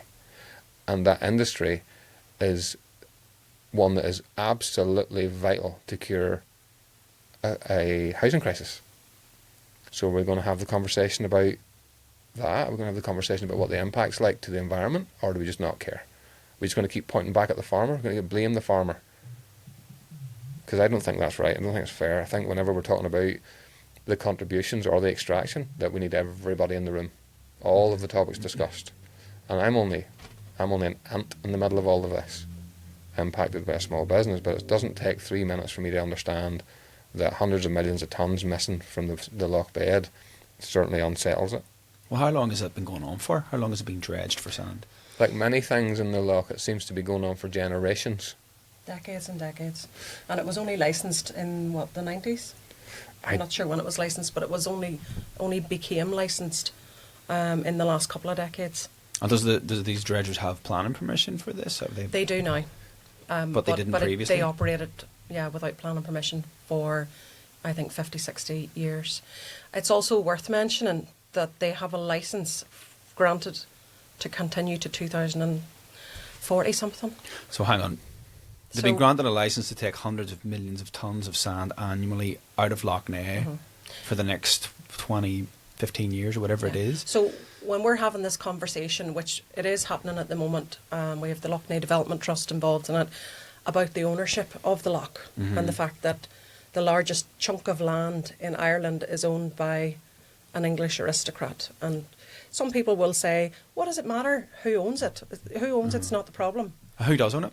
Lord Shaftesbury. Okay. Or is it the Earl of Shaftesbury? And where does he live? Does he fish the shore of the loch, or is he? No. He's an English aristocrat and a former DJ. But yes, he owns the bed of the loch. The sand dredges are licensed and they have agreement to dredge well into the mid-2040s. So even if we sort this issue, if we manage somehow to grab this loch, or we pay for it, or whatever way we get it, and we bring it into public ownership and then into community ownership, which is the big wish for Lough Neagh, how do we stop these guys dredging it when they've already got a legal licence to do it for the next 15 years? And if Shaftesbury owns it, does that mean that he gets paid from these dredging companies? Does he get a... Yes. Okay. He gets, and I don't know what the stipend is, but he does get a stipend per tonne of sand removed. And so you're putting up a scenario there where he might be the devil we know, because if he then hands the loch over and these guys have a licence to dredge the loch for the next decade or so. You see, to the folks who say it doesn't matter who owns it, I think you haven't considered the fact that if the Earl of Shaftesbury decides tomorrow there's too much hassle here, I'm getting too much flack about the state of this loch, I'm just going to put it in the open market. Have you thought about the fact that the person or the company that buys that bed can do what they want with it then? So potentially those companies that own the sand dredging businesses around Lough Neagh, and they're all, let me tell you, very wealthy businesses. They're not in that business because they're not making money. They're making massive amounts of money. Craig Concrete, actually, I think last year, bought, I'm not sure whose business, was it Emerson's? They bought into a sand dredging business. They did. I can't remember what the business was, but they did. They so Craig Concrete, massive concrete manufacturer, massive precast, all these different things that they're into. So they actually bought their own sand dredging business for whatever amount of £1 million. So if the Earl of Shaftesbury puts the loch on the market tomorrow because it's given him too much hassle, too much grief, the press is bad, what's to stop any of those sand dredging businesses, or all of them, coming together, buying the bed of the loch and then continuing to do what they want for God knows how long? What's to stop some energy company buying it and covering it in wind turbines? So this is the problem with who owns the loch, is that if we don't bring the loch into public ownership and community ownership, the chances there that it can go to somebody even worse. Okay. So I have trouble understanding what then the end game is. Is this just a pass the buck game because nobody wants responsibility, or because we're looking at a situation where everyone's ignoring it, people are making a lot of money out of it, but that loch's a finite resource. I heard someone say recently Lough Neagh is not dying, it's already dead. Yeah. And that chilled me to the bone. But I mean, what are we looking at 30, 40, 50 years of just the same thing? It's going to be gone. So I don't understand how all of these interests don't see that this is going to disappear. Oh, I think they see it all right. The problem is it's become public now. So there's more than just, if I'm in a state, if I'm in a position where I'm benefiting from the loch and it's nobody else's business, and all of a sudden it's public knowledge that there's a big problem at Lough Neagh, and the government really don't know, the experts who thought they knew how to manage it clearly have not managed it sufficiently enough to prevent something like this from happening. It then puts the loch in a very precarious position of vulnerability. It's already experiencing what it's experiencing, but it's doing that in front of everyone, the commercially interested, the politicians, and the general public. And so what we have is this golden ring in the middle of the island, and everybody's got a rope tied to it, trying to pull it into their area of influence, rightly or wrongly, and for whatever reasons. I think that the future of Lough Neagh depends on a lot of things. Who's involved, primarily? Because you can't say stakeholder and then ignore or not include the stakeholders that you're not talking to. Example, the people who actually live around the loch. You can't say that I am all the people living around the loch and then say that I represent them whenever I have whatever interest in the loch.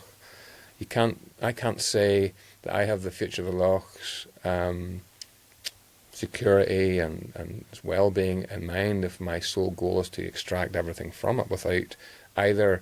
So let me say it like this. I hope that I'm a bit of a realist. I can understand that there are commercial interests in the loch. I can understand that things are set up in such a way where people are being allowed to extract from it. But what I can't understand is why there is nothing in place for any of those interests from any point on the compass that tells them, that dictates to them that they must contribute to the protections. They must contribute financially. They must contribute. So if I'm going to take fish from the loch, I don't need to rescue baby eels at Coleraine and make sure they travel 30 miles whenever they can travel hundreds of miles on their own. I would like to see, personally, investment in local areas. If sand dredging is making multiple millions of pounds and they have a contract that extends into the wherevers, my personal feeling would be, if you have done nothing to contribute to any of the recovery, and if you've done nothing to contribute to the local infrastructure around the loch or the tourism or anything, that you should be made to do so, because you're getting to take without. The only investment you need to make is in yourself, and the only profit you make is for yourself. But yet you're taking from a resource that's bordered in 5 counties. And that's okay with everybody? That's okay with everybody. Really? So it's okay to complain about fish stocks and whether it's blue-green algae, overfishing, that topic never gets talked about over the decades of fishing in the loch. But where is the contributions to your local communities? Where is the projects? Or unless we're talking about maybe like an open day for school children to come and look at your facilities, that's not a contribution to the infrastructure and to the well-being of the loch. That's not a contribution. You know, if even over the years you'd seen 5 or 6 projects where a company had sponsored reed beds and methods of inducing the loch with topic we haven't talked about yet in relation to sand dredging and everything else is the whole thing about the zebra mussels. Everybody talks about zebra mussels like they were the bad guy. So you're literally going to tell me that the one mollusk that revealed the problem is the whole cause of the problem? Okay, yes, I can understand the argument in relation to a fish species and the colour of the water and stuff, but if we hadn't had if we hadn't had zebra mussels in Lough Neagh, this would have continued to go on without it ever being revealed. And that's part of the whole, we the experts in the management of Lough Neagh. Managing Lough Neagh into its future is going to require extreme wealth to do so from somewhere, money, remuneration from somewhere. It would make complete sense to me that the businesses that benefit most contribute most to the recovery. It would make complete sense to me that you would have a relationship between those entities and an environmental agency. Not lockerheads, but a relationship. But that relationship has to include the local people who are impacted day and daily. Day and daily. If it isn't that way, then it continues to remain wide open for extraction, wide open for tech, and wide open for just the same thing to continue to happen. And we'll be back here again, what was it, the 70s till the millennium. And if we change nothing, it continues to keep regurgitating blue-green algae until such times as that would change. If it disappears because we change a few things, everybody's going to smile and say, good job, it was rescued. But that doesn't mean that the sewage will stop, and it doesn't mean that those, the contributions are going to stop. It just means that we're able to make it go away until the next time. And then 2 generations from now, somebody else will be sitting in this seat on the end of this microphone talking to somebody else on that side of that table.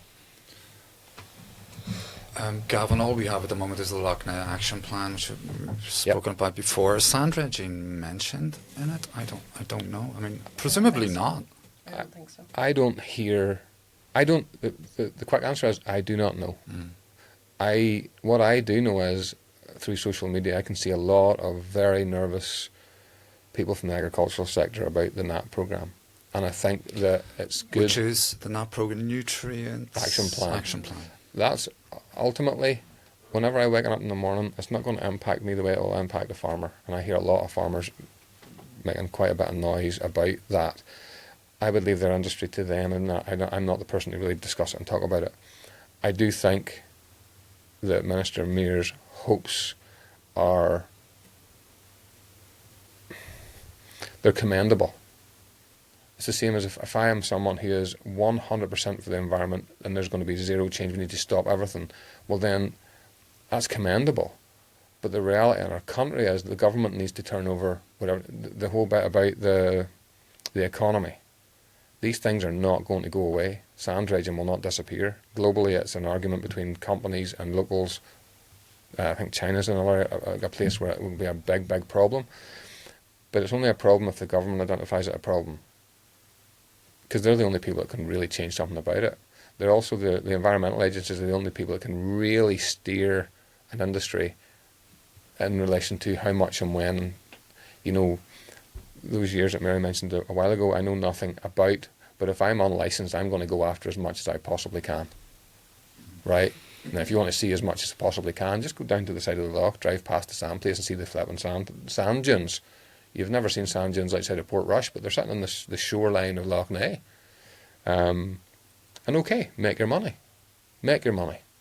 But do it in a sustainable and a manageable way that the loch doesn't suffer under. Because right now, as far as I can see, and again I'm only one person in a very large community of people, the way it's being done isn't managed in a way that's appropriate for the body of water. So if we have land management plans, as part of NAP or any other future plan, I would like to see what is the management plan for our waterways.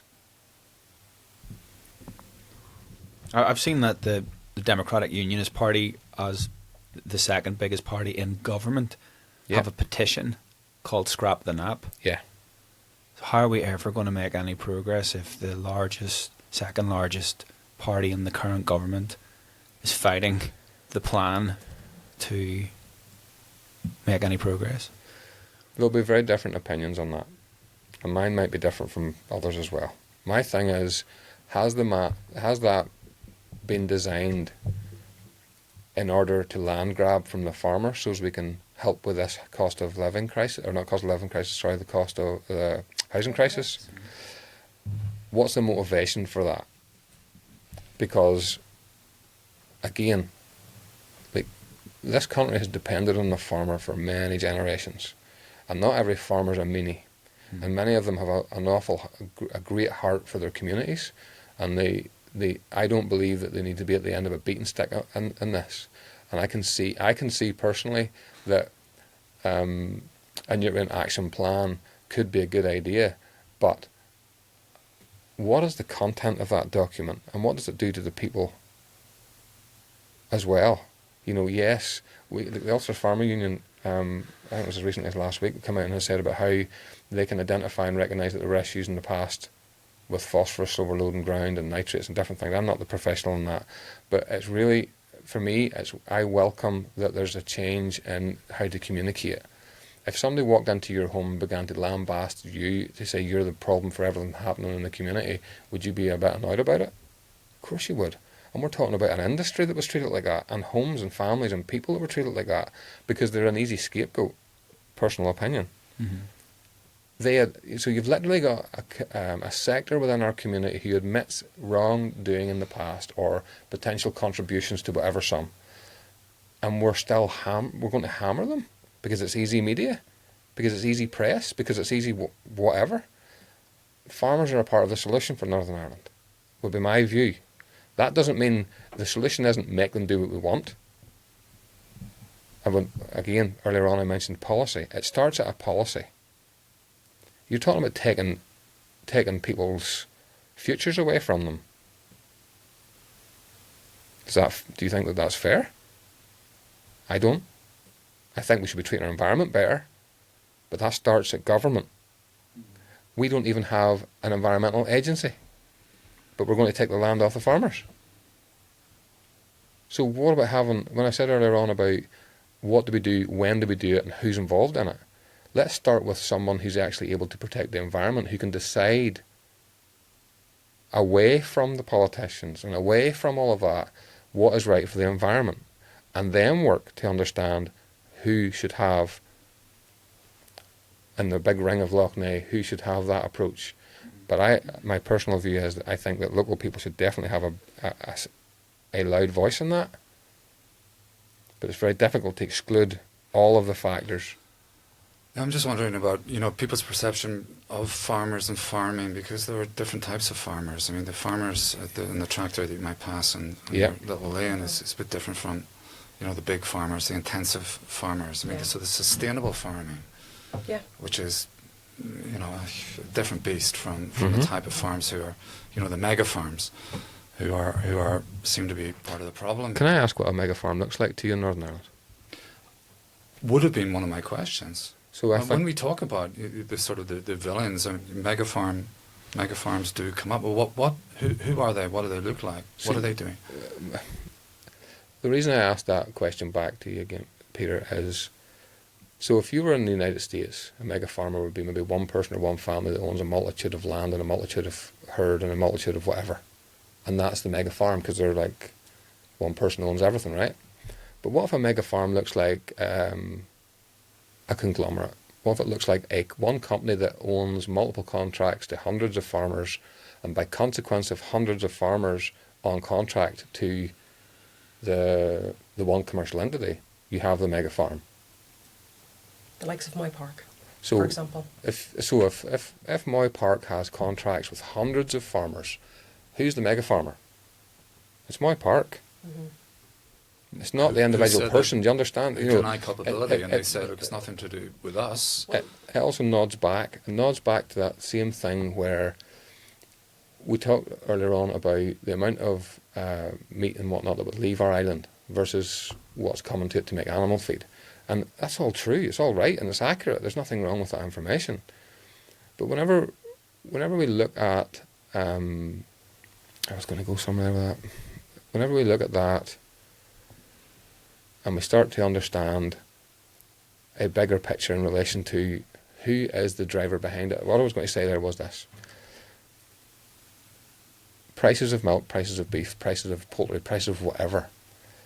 That where in the normal world of things, right, in any other industry, does the person buying what you're selling tell you what they're paying for it? So whenever I go to Sainsbury's, right, I go to Sainsbury's and I decide that the milk's £2 for 2 litres, right? If that's what it is, or £1.80 for 2 litres, and I go up to Sainsbury's and say, look, I'm sorry, mate, no bother, I'm not giving you that for that. I'm only paying £1 and less, because essentially that's what the super, not the local market, not the market in Cookstown in the middle of on Saturday, the biggest supermarkets in the country dictate what the producers are going to be paid for their product. You name me one shop that would accept that, yet me all the farming communities put under it every single year. And whilst Sainsbury's, Tesco's, whoever else reports their ongoing year by year annual reports on their income, and record breaking this and record breaking that, the farmer had to lose an extra penny, 2 penny, 3 penny, 15 pence, whatever it might be, because they're not treated fairly within that system. And one thing, and it's like, oh well, that's a different topic. No. These are all knots in the same piece of rope.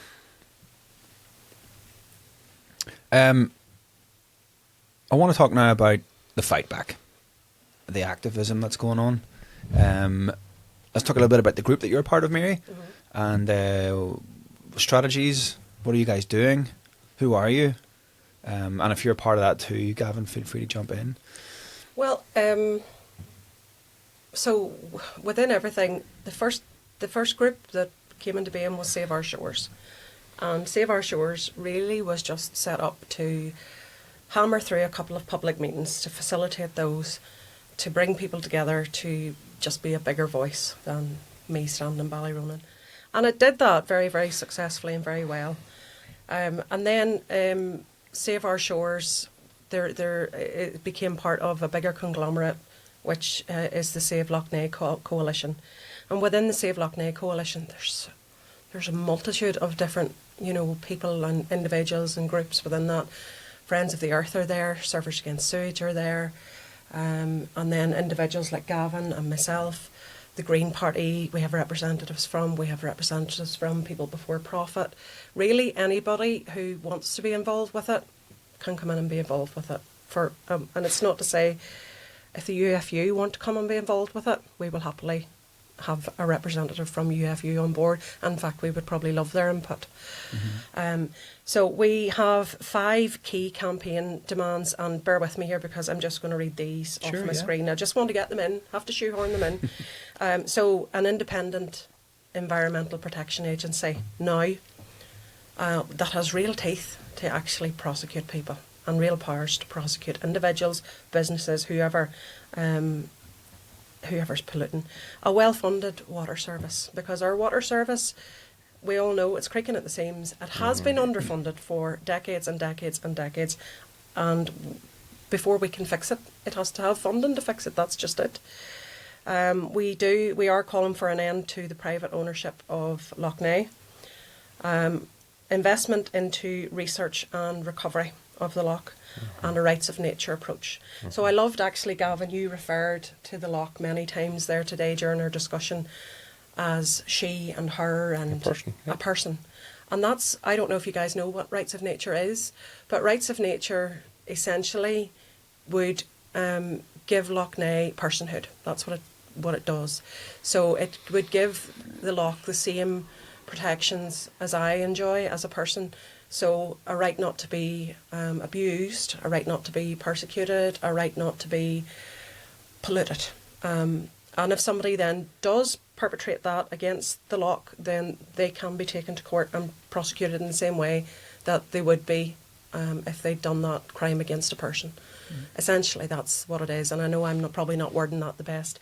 There are some areas already in some lakes. Lake Erie, for example, has got a rights of nature status.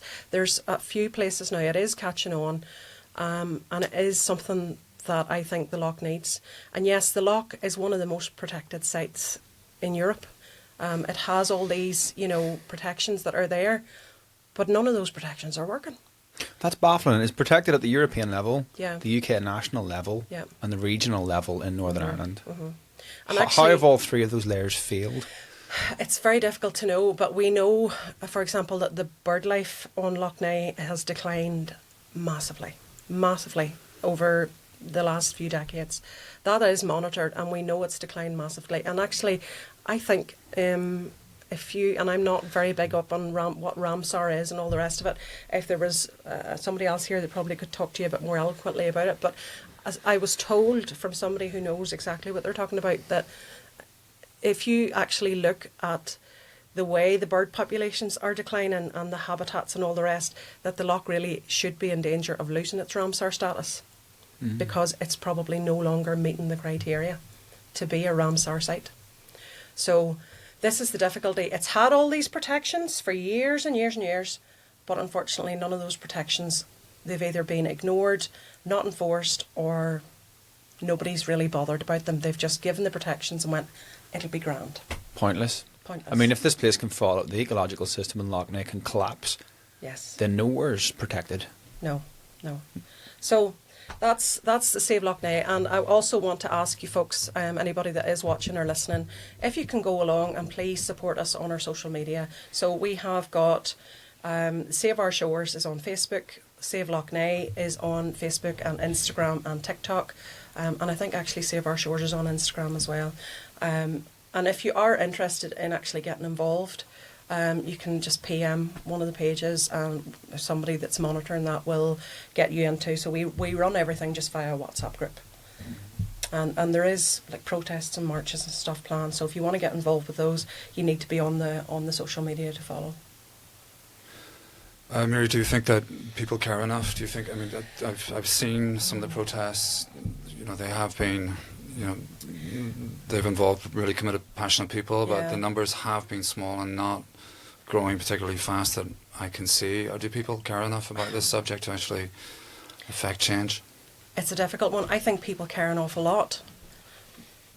But do they care enough to leave their house on a Saturday or Sunday morning and drive to wherever a protest is happening and stand with a placard to show their support? I think in private, people care an awful lot. We talked, about activism in general, and I've said before, I didn't know what activism was before this. It takes something to, it takes a cause that is so important to you that you can't not do something about it to make an activist out of somebody. And that was me. I became an accidental activist. I didn't know what activism was, as I say.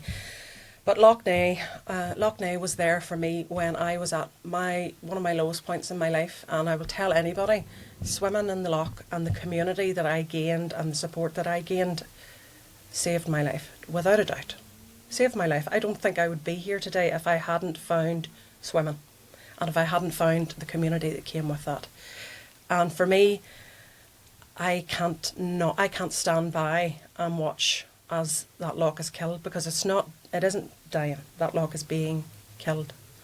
And it's we all know what's doing it and we all know who's doing it. But are we just all, is everybody going to be so pacified or so pacifist in themselves and so apathetic in themselves that we will just sit back and let it happen? Because that is what's going to happen if we don't push as a nation and as a people for the loch. Gavin, you had similar relationship with the loch. You're not an activist per se, but you're a dad, and you did a lot of good in the loch that we didn't actually get into. But do you want to just mention the community-led programs that you were involved in and that have now stopped because of this? So moving into year 2, one of the things that I was able to... Well, let me start here. I've worked with vulnerable adults for a very, very long time. I work within the homeless sector, and I'm a deputy manager in a homeless hostel in Ballymena called the Lighthouse Hostel. Whenever I was making the decision to step away from hoping to start my own business and sort of I was winding down with that, I wanted to keep one foot in there as I was starting my business. I was very open and honest with my employers, who are also friends, and they had every hope for my success as well. Whenever you've worked with people to try to help or support, and I don't mean, when I say help and support, I don't mean change people. Be alongside them where they're at and help them have positive outcomes, regardless of how many or how few they are, with non-judgment. Then bringing that to water, I felt like I was losing some of that, and I wanted to be able to reach people who I could support in a similar way, use the same language, and maybe even learn new ways of supporting different people. And one of the ways that became available to me was to work with brain injury services in the Northern Trust, and so to help patients who were experiencing that brain injury of different kinds, and to be able to take them on the water and to sort of pilot a program through using some of the teaching and the instruction methods I learnt from the Academy of Surface Instructors, as like programs for learn to type programs, very elementary levels of starting paddleboarding basically. And so we got some NHS staff together. We brought together a small group of, I think it was 8 paddlers in total. And during the process, we began to realise that the experience of paddleboarding was actually improving their ability to regain balance in some ways. And that one of the things that I learned from one of the NHS staff was that if you have had a brain injury and you manage with whatever to recover your balance, that then it wouldn't leave you again. It was lost through the injury, right? So paddleboarding for those individuals helped them in varying degrees, but it helped them to recover balance. And one of the gentlemen, I wasn't on the other end of the phone to this, but I believe one of the staff had got a phone call from a wife one day to say her husband was outside cutting the hedges and he hadn't done it in a long, long time. And all of a sudden he was able to lift this thing, cut the hedges, be balanced and be a dad again and do whatever he was doing. And it was the very beginnings of scratching the surface of that sort of thing, you know. So my understanding was that off the back end of that, there was a report going back to Brain Injury Services, and they were considering the idea of taking what we had done and developed and look at the idea of maybe introducing it to the stroke patients, people who were recovering from stroke, not at an appropriate level. You understand what I'm saying? So it like that seems snatched away from me. Not the to be able to pilot something is one thing, but to be able to actually influence a community of people is something else altogether through it. So Gavin got a contract with the NHS to do that. Fantastic, wonderful, but way better that somebody got their balance back, right? Way better that somebody was able to throw a ball to their kid again. Way back that somebody was able to do the gardening and the wife recognised it. Way better. That was snatched away. I mean, paddleboarding for me too. Whenever people talk about paddleboarding, they go, well, what would he know? And what's paddleboarding? Sure, it's just an airbag and down to the beach for half an hour. No, it's much more than that. It's a rising sport. It'll be an Olympic sport. It is, for me, the last time I competed was an event called Sup 12 in Torquay in England. That was 52k in 12 hours. You know, it's a distance sport. It's a sprint sport. It's a technical sport, not just a hobby that you buy something, an airbag from Tesco's on. That's why I did it the way I did it. I was bringing years of experience in water, how to read water safely, how to read the weather, how to do all those things, and bringing people to a place where when we met at Ballyronan, you could have been forgiven for thinking that I had abandoned my car, because we were away for 2 to 4 hours paddling with people. I was and I am extremely sensitive to the likes of when the swans have their cygnets and not getting too close. I'm extremely sensitive to, was that a shoal of whatever, and then coming back in and speaking to a local fisherman, what are the species here? How many? I seen a multitude of these over there type thing. I know it's hard for people to equate what I'm about to say here, but whenever you leave the Toom Canal and you start making downriver for Lough Neagh and you get just beyond the Blue Bridge, it's a whole other place. Like, I have any amount of social media content, and I actually worked with a paddleboarding brand a couple of years ago where I took a gentleman down to film and record in Lough Neagh, and you would have been forgiven for thinking you were in the shores of summer of Africa, like Victoria. The colour of the sunset, and whilst I know that the bird life seems to be impacted, you know, the birds coming down to roost at night, the swans in the morning, the sounds, the silence, the view of the sperms in the background, knowing within myself that I had the capability to share that with people and to do it safely meant the world to me.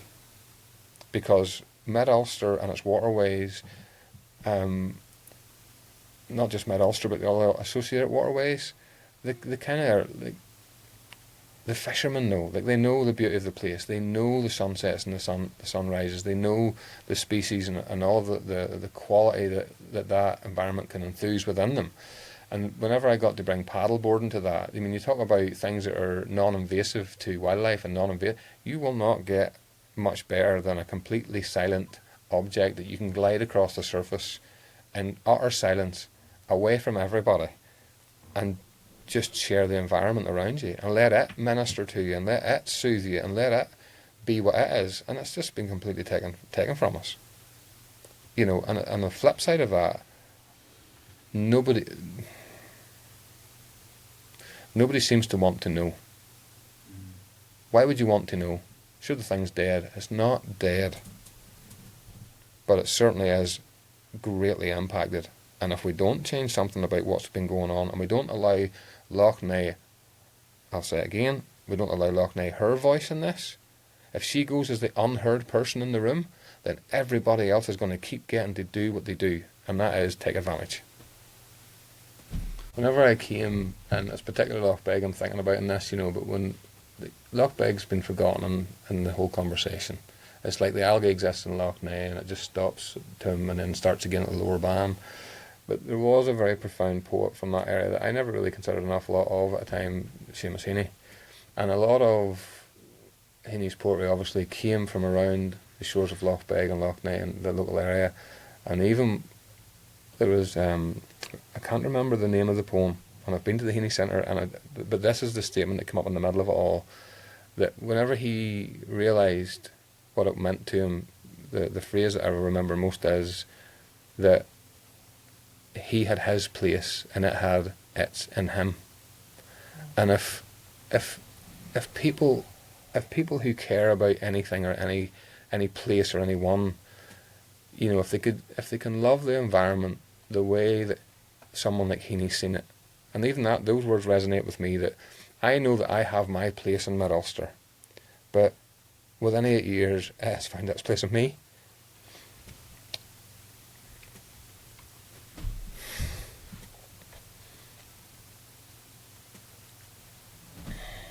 So when you have a place like that, that's the same love that the farmer has for what he does, and what we have for what we do. You can't just sit by and expect that that's okay, that you're going to lose that for the next... So I'm 48, 20 to 30 to 40 years, I'm no longer here. And the fact that this area, or the area of Lough Neagh, Lough Beg and its waterways, specifically the water for me, maybe the Sperrin Mountains too, that it has managed to find its way into me, means something to me, but it means something to hundreds, maybe thousands of people around that Lough shore. And they haven't been silenced, they've just been ignored. And ignored may be strong, it's just like, we know you exist, but we don't want your voice in the conversation, so we're choosing not to include you. And the government, rightly or wrongly, chose the most visual and most organisation on the Lough to communicate with. But the catchment of stakeholders is minimal. Amen. That's it, you know, because if Lough Neagh has hope for a productive and flourishing future, you should not be ignoring the people who have looked after her day and daily. Mm-hmm. Or blaming them, for that matter, for everything. Sorry. No, don't you dare apologise for that, Gavin. That was amazing. Gavin, so poetic. We could listen to both of you for much longer. Unfortunately, we have to wrap things now. It's been another great episode, Matt. I think beyond doubt.